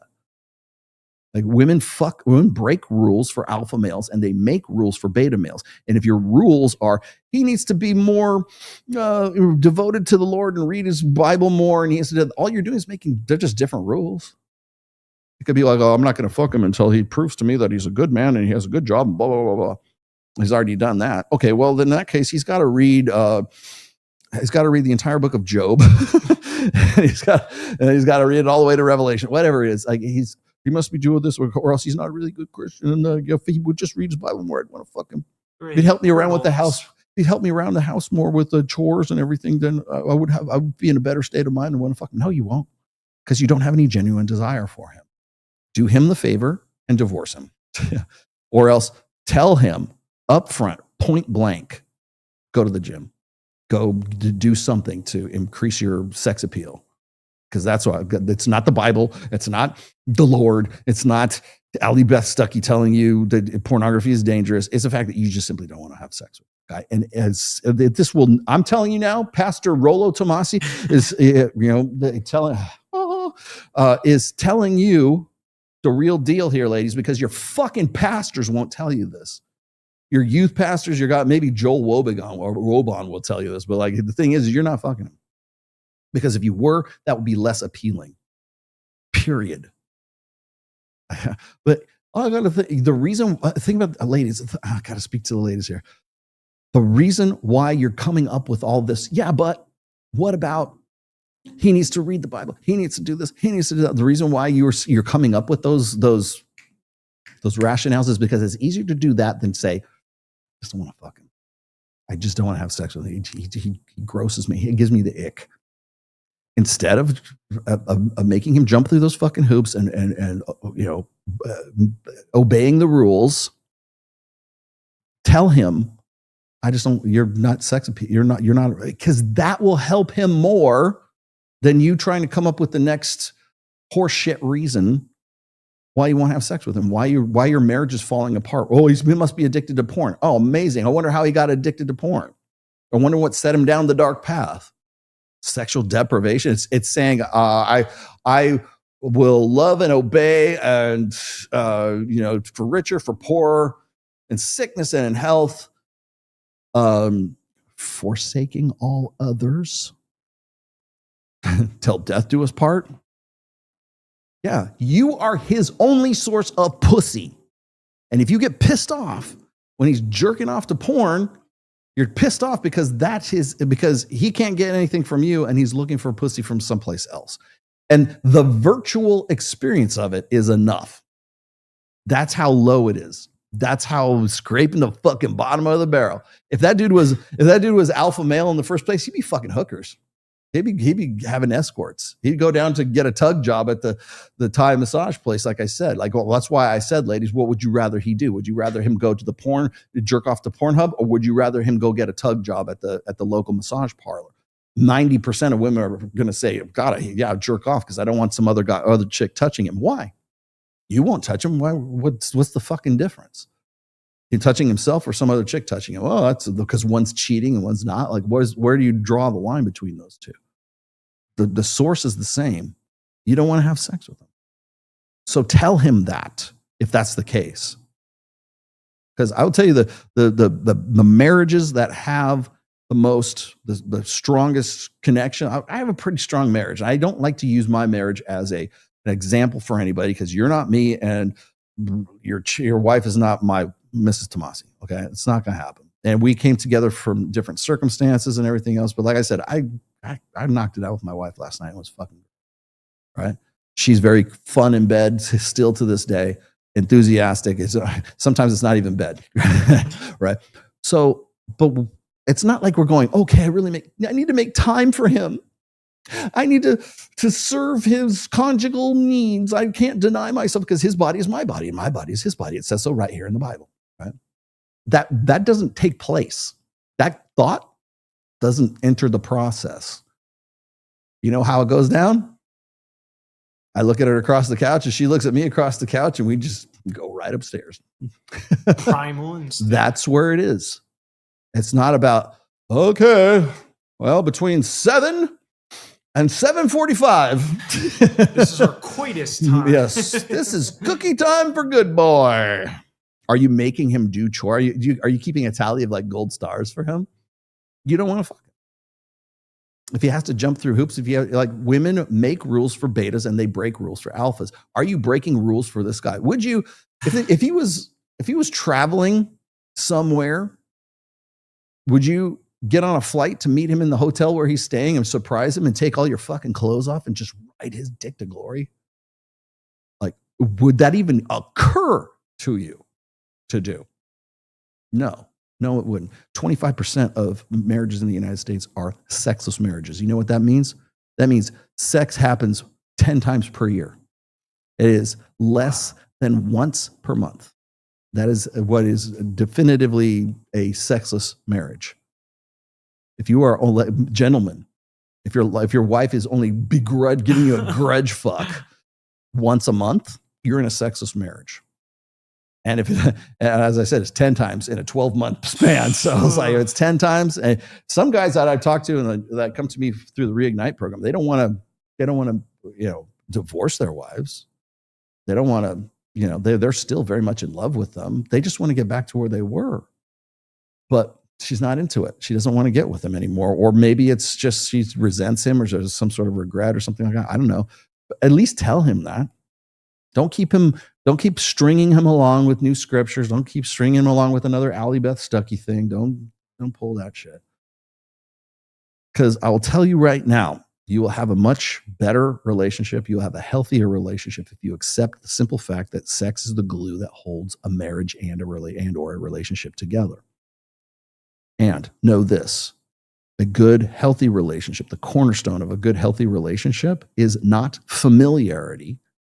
It is not rapport. It is not comfort. It is polarity. It is him maintaining his identity.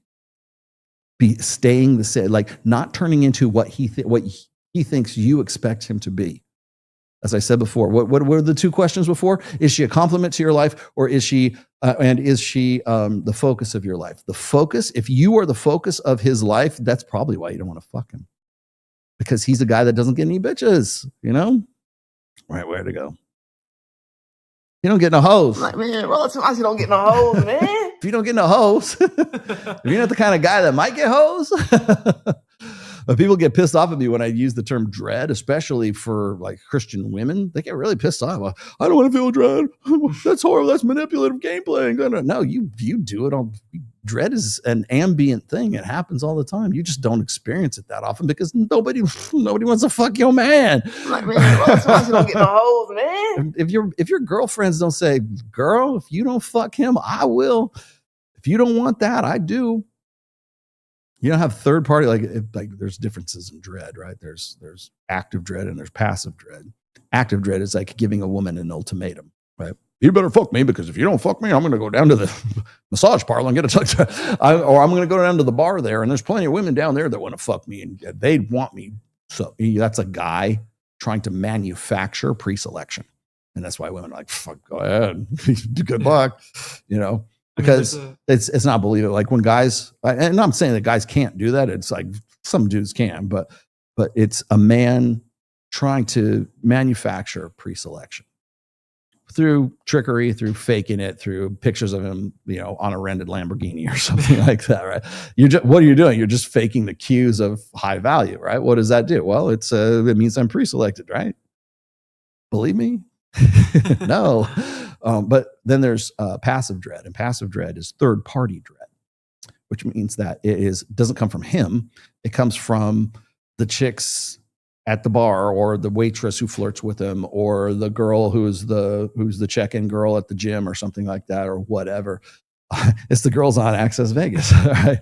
It's the third party approval, the pre-selection. So, and that's the thing most guys struggle with is they don't have, especially married guys, they don't have the opportunity to ever be in a position to be pre-selected. And women don't want to get with a guy who other women don't want to fuck, right? Because what's a high value man? Here, I'll tell you what a high value man is. A high value man is the guy that other men want to be and other women want to fuck. And that part other women want to fuck, that contributes to third party passive dread because that is pre-selection. That woman is with a guy that all these other chicks want to fuck, but she's the one that gets it. That's the ego appeasement, the ego association that woman has. He's the kind of guy that I can lock down, right? So, you know, when like women don't want a man who cheats, but they love a man who could cheat. They love a man who could get it, and she knows it. She knows it because her girlfriends want to fuck her man. She knows it because the waitress kind of like gets a little, you know, touchy-feely at the at the bar or whatever. Like Phil from Modern Family. Yes. Right? Like he gets, even though it's goofy pre-selection shit, right? But it's essentially the same shit. No, same principle. Yeah. Art imitates life. But yeah, it's the pre-selection side.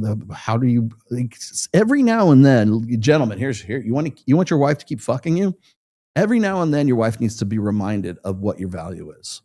That doesn't mean like go ghost her and just be, you know, I'm not going to have you do it here. No, that means you got to find some way to inspire dread, competition anxiety, urgency. What is it? Royce used to say this: vagina tingles. Vagina tingles are born in the defensive crouch. That's what he said. I love that line. Vagina tingles are born in the defensive crouch. That woman has to think that other women want to fuck her man. And it's not what most guys do, especially Christian dudes, because they have to put her first all the time. You know, it basically has gone from putting your wife first to worship your fucking wife because she's closer to God than you are. And she's going to be your intermediary between you and the Lord. So if mama ain't happy, then the Lord ain't happy. You must be doing something wrong in your religious walk, in your walk with the Lord, because she doesn't want to fuck you.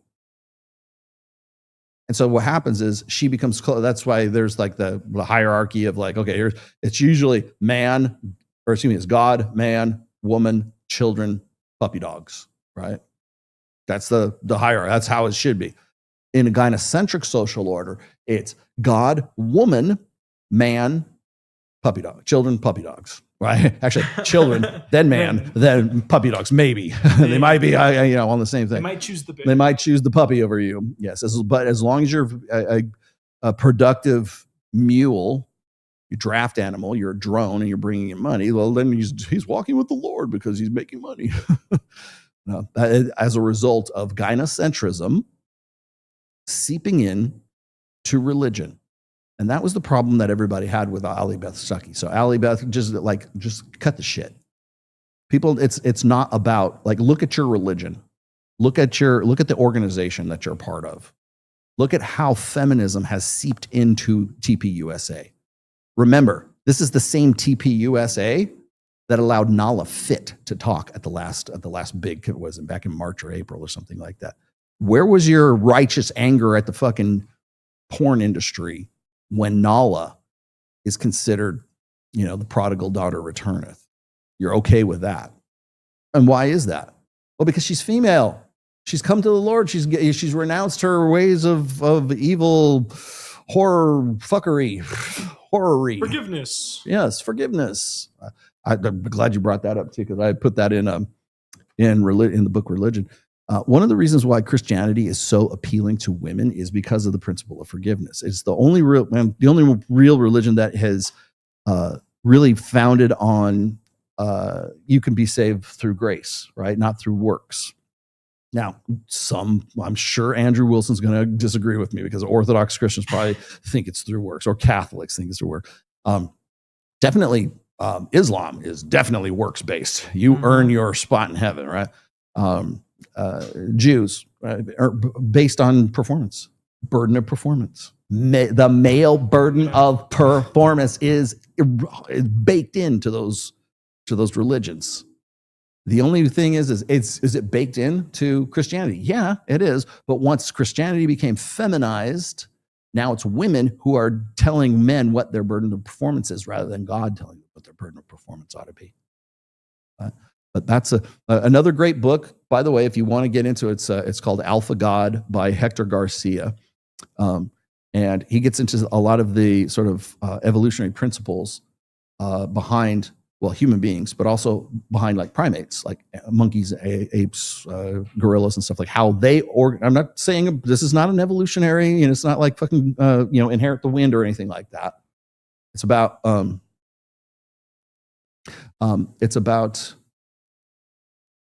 the similarities between how primates organize societies and how humans organize societies, and how it affects our religion. So God is an alpha male. He has territory.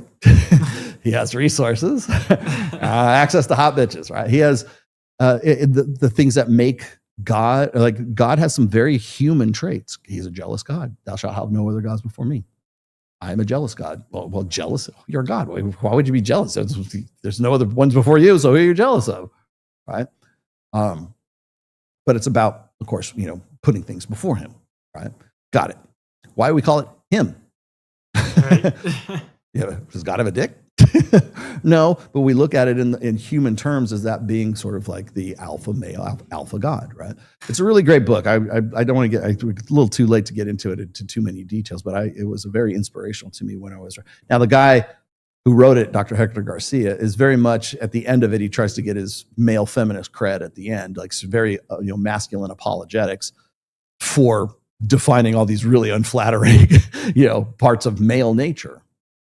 And but I think when you look at how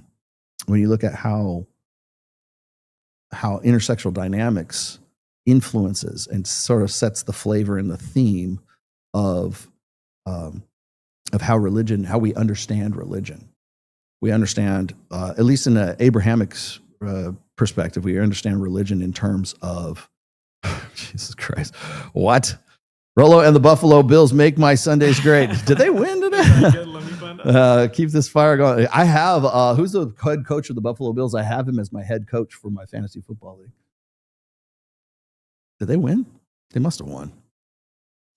Hold on, this was all caps. Rolo, the Buffalo Bills make my Sundays great. I use Seth McDormand, right? I think, yeah.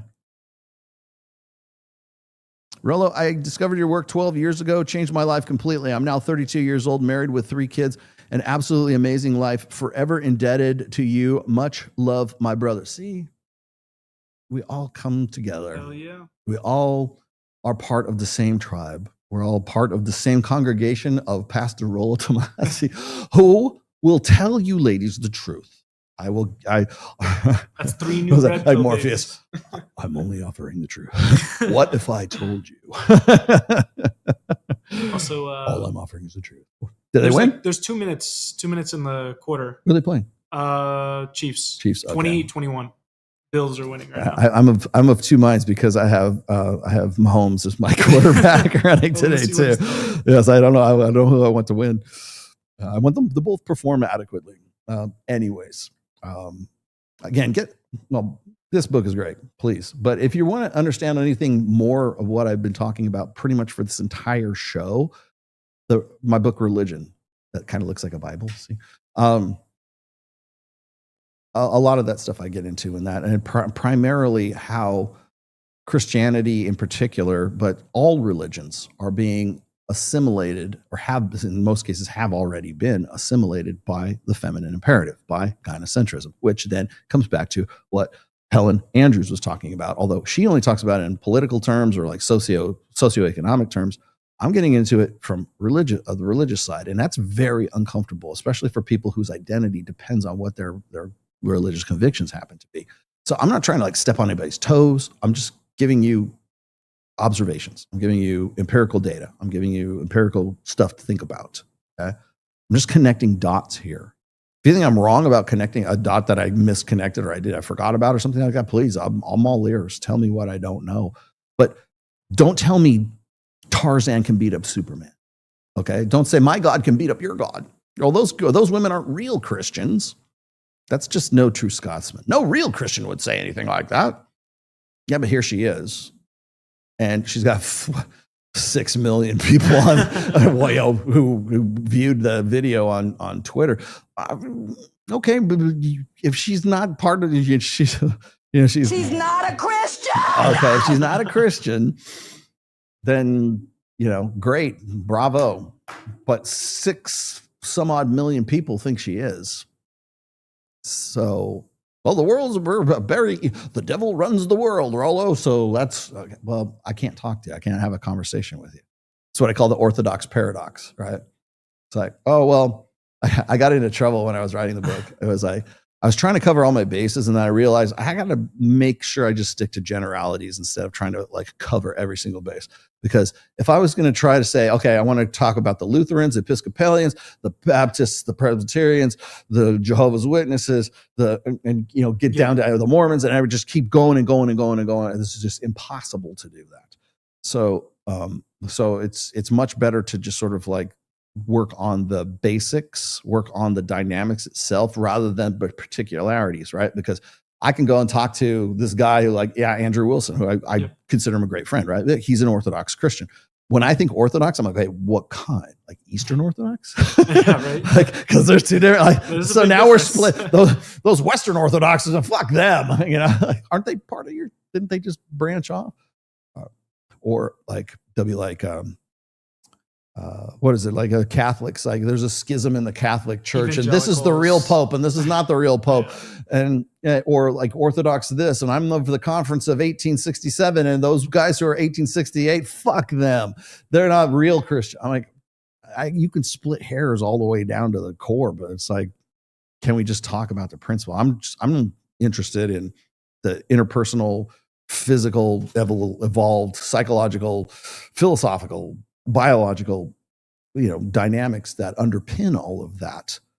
So if you say, well, that's not real Christians, I'm the only, I belong to the real Christian group. That means everybody else is going to hell except the Jehovah's Witnesses. He got it right. Yes. That hat told them everything. Yes. Yep. Yes. Fuck your birthdays. Fuck that Christmas shit. Jehovah's Witness all the way. Or like, people keep asking me, like, they always want to know what my religious beliefs are. And if you go to this book, and I want to say it's like chapter 14, it's like in the very last section of this book, chapter 14.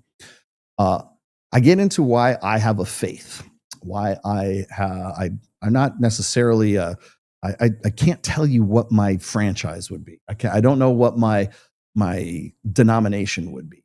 And for quite honestly, I'm a little scared because I don't want to have anything to do with the Allie Beth Stuckey branch of Christianity. And I really don't know what I would do if I'm not going to be an ordained or whatever, a confirmed Catholic. My mom died a confirmed Catholic.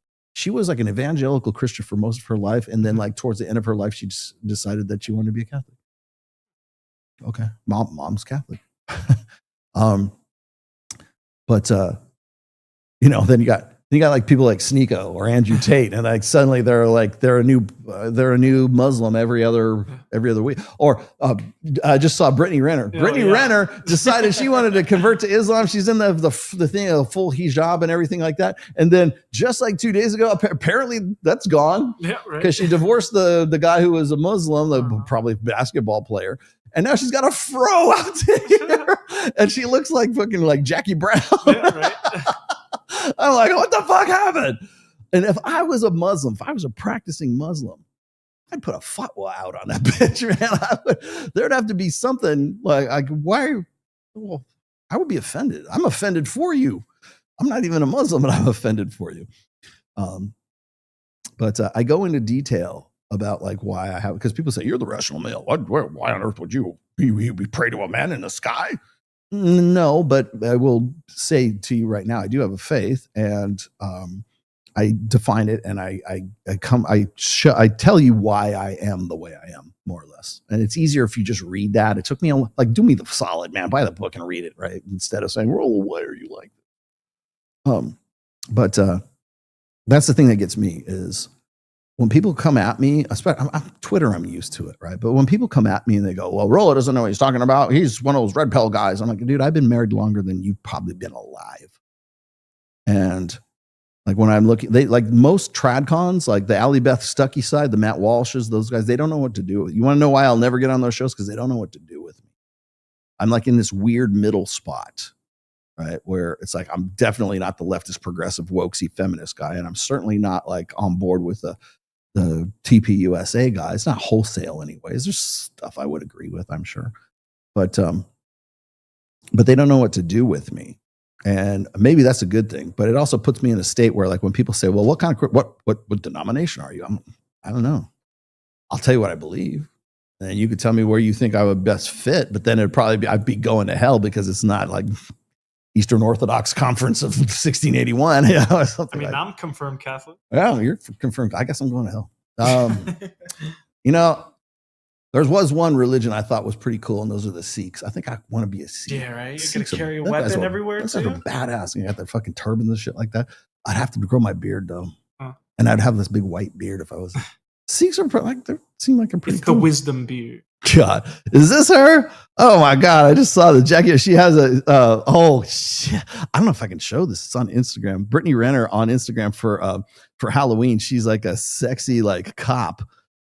And her boot, she got booty shorts and she got handcuffs. Yeah, Sambata just linked it. Yeah, and she's got the Jackie Brown fro going and everything. Oh my.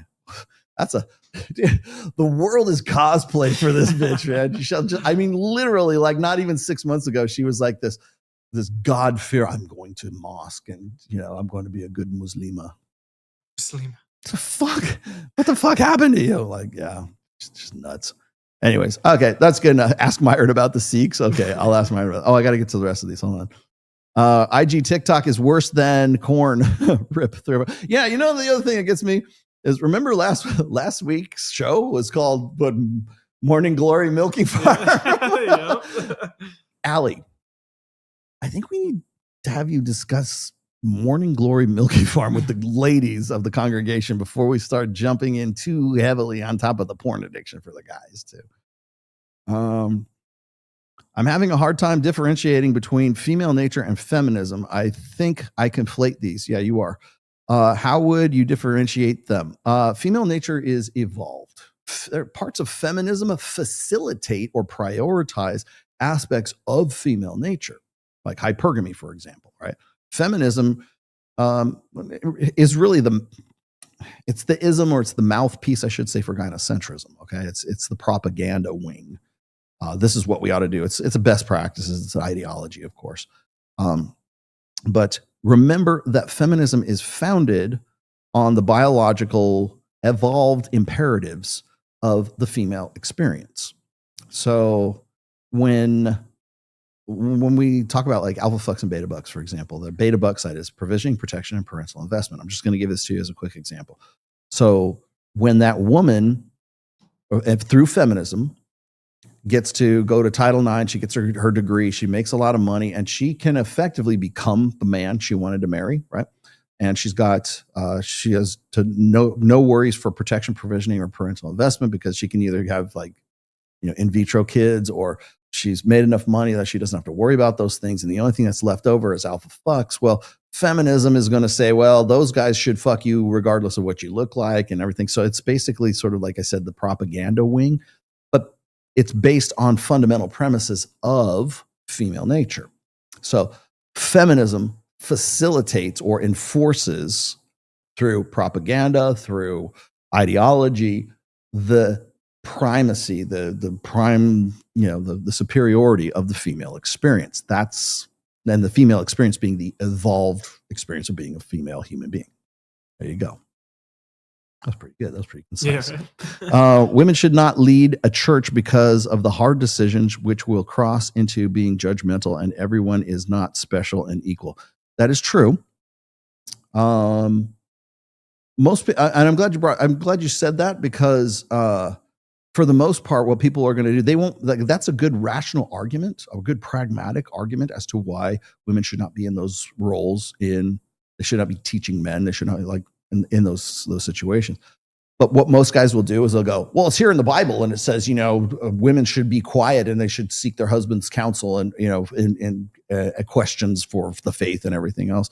And women are not allowed to teach, right? They'll just quote a scripture. But there's a practical reason for that too. A lot of times, like if you look at Proverbs, or you look at Psalms, or you look at some of the more the areas of religion that are essentially metaphorical truths, right? Are they actual reality, physical, empirical truths? No, they're not objective truths. They are metaphorical truths, because they're metaphors that point back to truth, to dynamics that are actually true. So people have an easier time when they mythologize things, when they make things magical, right? I have this one. I should dig it up. I have this one comic where this guy, he's like a monk, and he climbs up to the top of the Tibetan hill, and the Swami, or the guru, is up there at the top, and the guru says, to win in combat, you must let go of your inner self-awareness, or something like that. And then the guy says, but why, great master? And he says, well, because you're accessing random memory or whatever versus declarative memory, which is where your physical, thing. So you're actually basically accessing the wrong database. Right? And the guy looks at him and he says, can you put that in some sort of mystical wisdom? And he says, dwell within your inner inness. And he goes, thank you, wise master. Right? But see what I mean though, is there's the practical, empirical, objective truth, but it's really true. But you're just saying, practice your inner inness. People need storytelling. They need myth. They need magic to understand principles that we can explain, but you'll learn it better. And it feels like it's more significant or more meaningful if you get it from the Bible rather than from the technical manual, Higher power versus understanding. Yes, it serves the same purpose. It's the same truth. It's just you come through it through storytelling, mythology, and or tarot cards or crystals or whatever the fuck it is. There's no power in a fucking crystal. Sorry, ladies. But the belief in the power in the crystal has some significance to the person, right? And if it helps them come to an actual functional, practical truth that keeps them alive, or that is a good, or that keeps them fed, or gets them laid, or whatever it is, then how you came to it is kind of irrelevant. You still came to the same truth, whether you came through it through the mathematics of it, or in the technical manual, or you came through it through the Bhagavad Gita, right? Rollo, along with Reignite, I bought Rob Henderson's book. Oh yeah, his troubled one, his autobiography. I am helping to bring Rob over to the dark side. Good luck with that, my friend. How did you? He's too embedded with the Petersons right now. How did you discover Rob Henderson, and what made you interested in his research? He was, I think, you followed Steve Stewart Williams, and I started following him. It was just as simple as that. It was like follows, I think. There was no magic to it. Does corn prevent corn? See, we can't even say porn. Prevent grape. We can't even say the other one either. We're talking in code speak. God damn it. You wonder, well, was it as if thought control, if words control thought, then thought controls words or whatever. Yeah. Good luck. Roots. Does is it keeping women safe? There is a school of thought, my friend, that agrees with you. Like if you were to remove all the pornography in the world, the rates of forced copulation, hey, like that, would increase. Now, women don't like to hear that because, well, you should have self-control, and if you had the Bible and you prayed more, then it wouldn't matter. Yeah, to good God-fearing Christians like myself, but we're not all me. Yeah, it probably would. Rolo and the Buffalo Bills, maybe so. Okay, we already read that, dude. And they won. Oh, they did? Yep. Oh, good. Okay. Okay, I think that is the last one. Okay, well, good. All right, man. Hope you enjoyed today's very vulgar blasphemous show, that very blasphemous show today. I just want to let you guys know that me and the Lord, we have an understanding. My wife gives me all kinds of shit about like, oh, I can't tell my friends at church what you do. I'm like, please don't. One of my worst fears is I go, hey, we're going to this new church. I want you to come. Okay. And then I get recognized like by 3 or 4 people. But yeah, it would be a much different experience if I were to get recognized at a big like mega church than like say Nala Fit would get recognized at that one. But yeah, God wants, and by the way, God wants you to have the baby. Definitely not. All right. So don't forget, we are going to have Myron Fresh and Andrew Wilson and Jake Rattlesnake will be on Access Vegas on Wednesday. I am trying to rustle up a few girls for that show. Just for shits and giggles. Again, it's one of the more difficult things I have to do is to get girls that actually want to go on the show with Myron. But I will do my best to have at least 4 to 6 girls on that show. We'll be doing it again at Origin Studios because we have way too many people to do that one. But that's coming up on Wednesday, November 5th at 8 p.m. Pacific, 11 p.m. Eastern time is usually when we jump off. It will be simulcast on Fresh and Fit. It will be on my channel, this channel you're watching, Mike's channel, the Access Vegas channel. And most likely Andrew Wilson will have it, like Rachel Wilson will probably be doing a simulcast and talking shit about everybody on the behind our backs and we don't know. I know how you guys run it, right? At the Crucible. So but please do. I'm all for it. We're going to break the internet. It's going to be the West Coast Avengers show. And if I can rustle up a few other sort of celebrity Manosphere, Red Pill, whatever celebrities, I will do so. I kind of want to just get a big group of guys. I would much rather just have it be guys because we'll have a much more constructive conversation if we do. That's a bunch of guys. We could have them here. Yeah, we could almost do it here. But anyways, so that's coming up on Wednesday, November 5th. And what else do I got going on? Oh, please buy the book. The book is available right now on Amazon. It is also available in hardback. It is available in the soft cover, and it is available in Kindle. People keep asking about the Audible. The Audible is in progress right now. I went with Keith, who is the reader of Aaron Clary's last 2 books.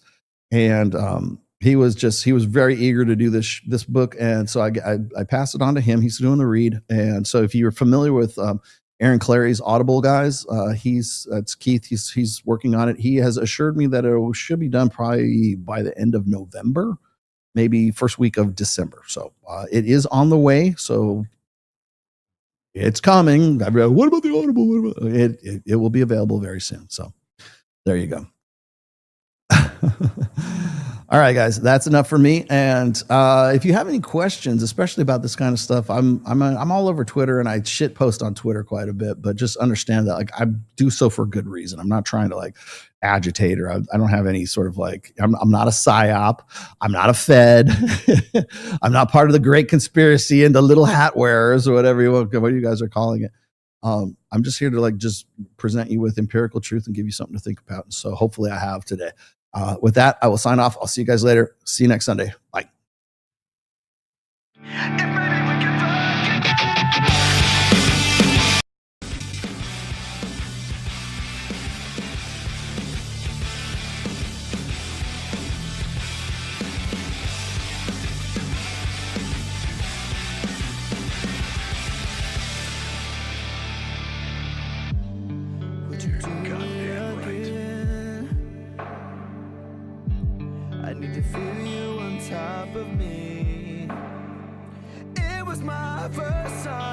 She's not a Christian! But I was just a kid when we met and went to bed. Ain't nobody got time for that. It was my first time. What do you expect from me? I'm breaking up the rules now in the game. I've got some new tools. Please do the same. Time came by when over like an old spot stereo. Time to get my thoughts now, let go. You keep me up for night. But maybe we can fuck again. And maybe things are different. Goddamn, baby, one more again. Won't you put it on me one more again? I need to know. If maybe we can fuck again.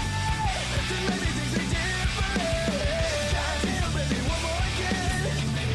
Could have the best of my life. Where are the Cheetos?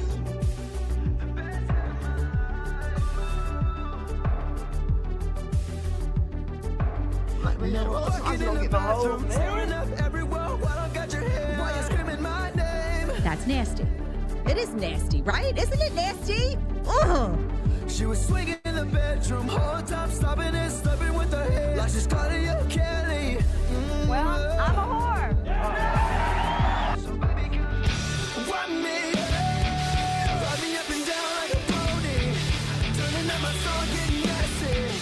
Working up and down on your body. Ride me up and down like a pony. Turning up my song on your body. Baby, we'll get down to it all night. I want to cast magic missile.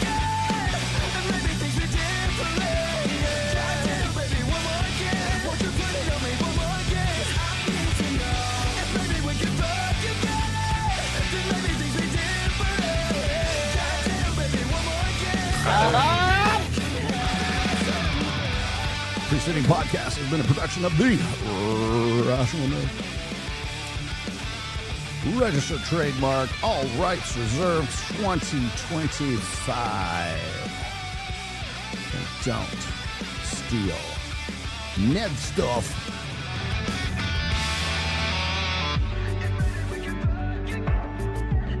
Sorry.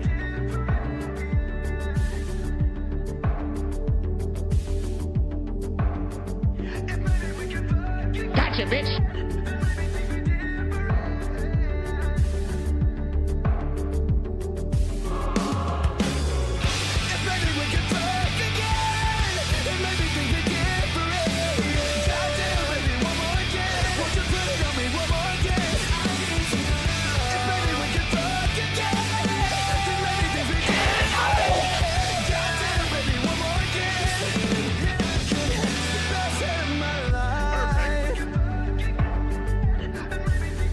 Tell these bitches to go to hell.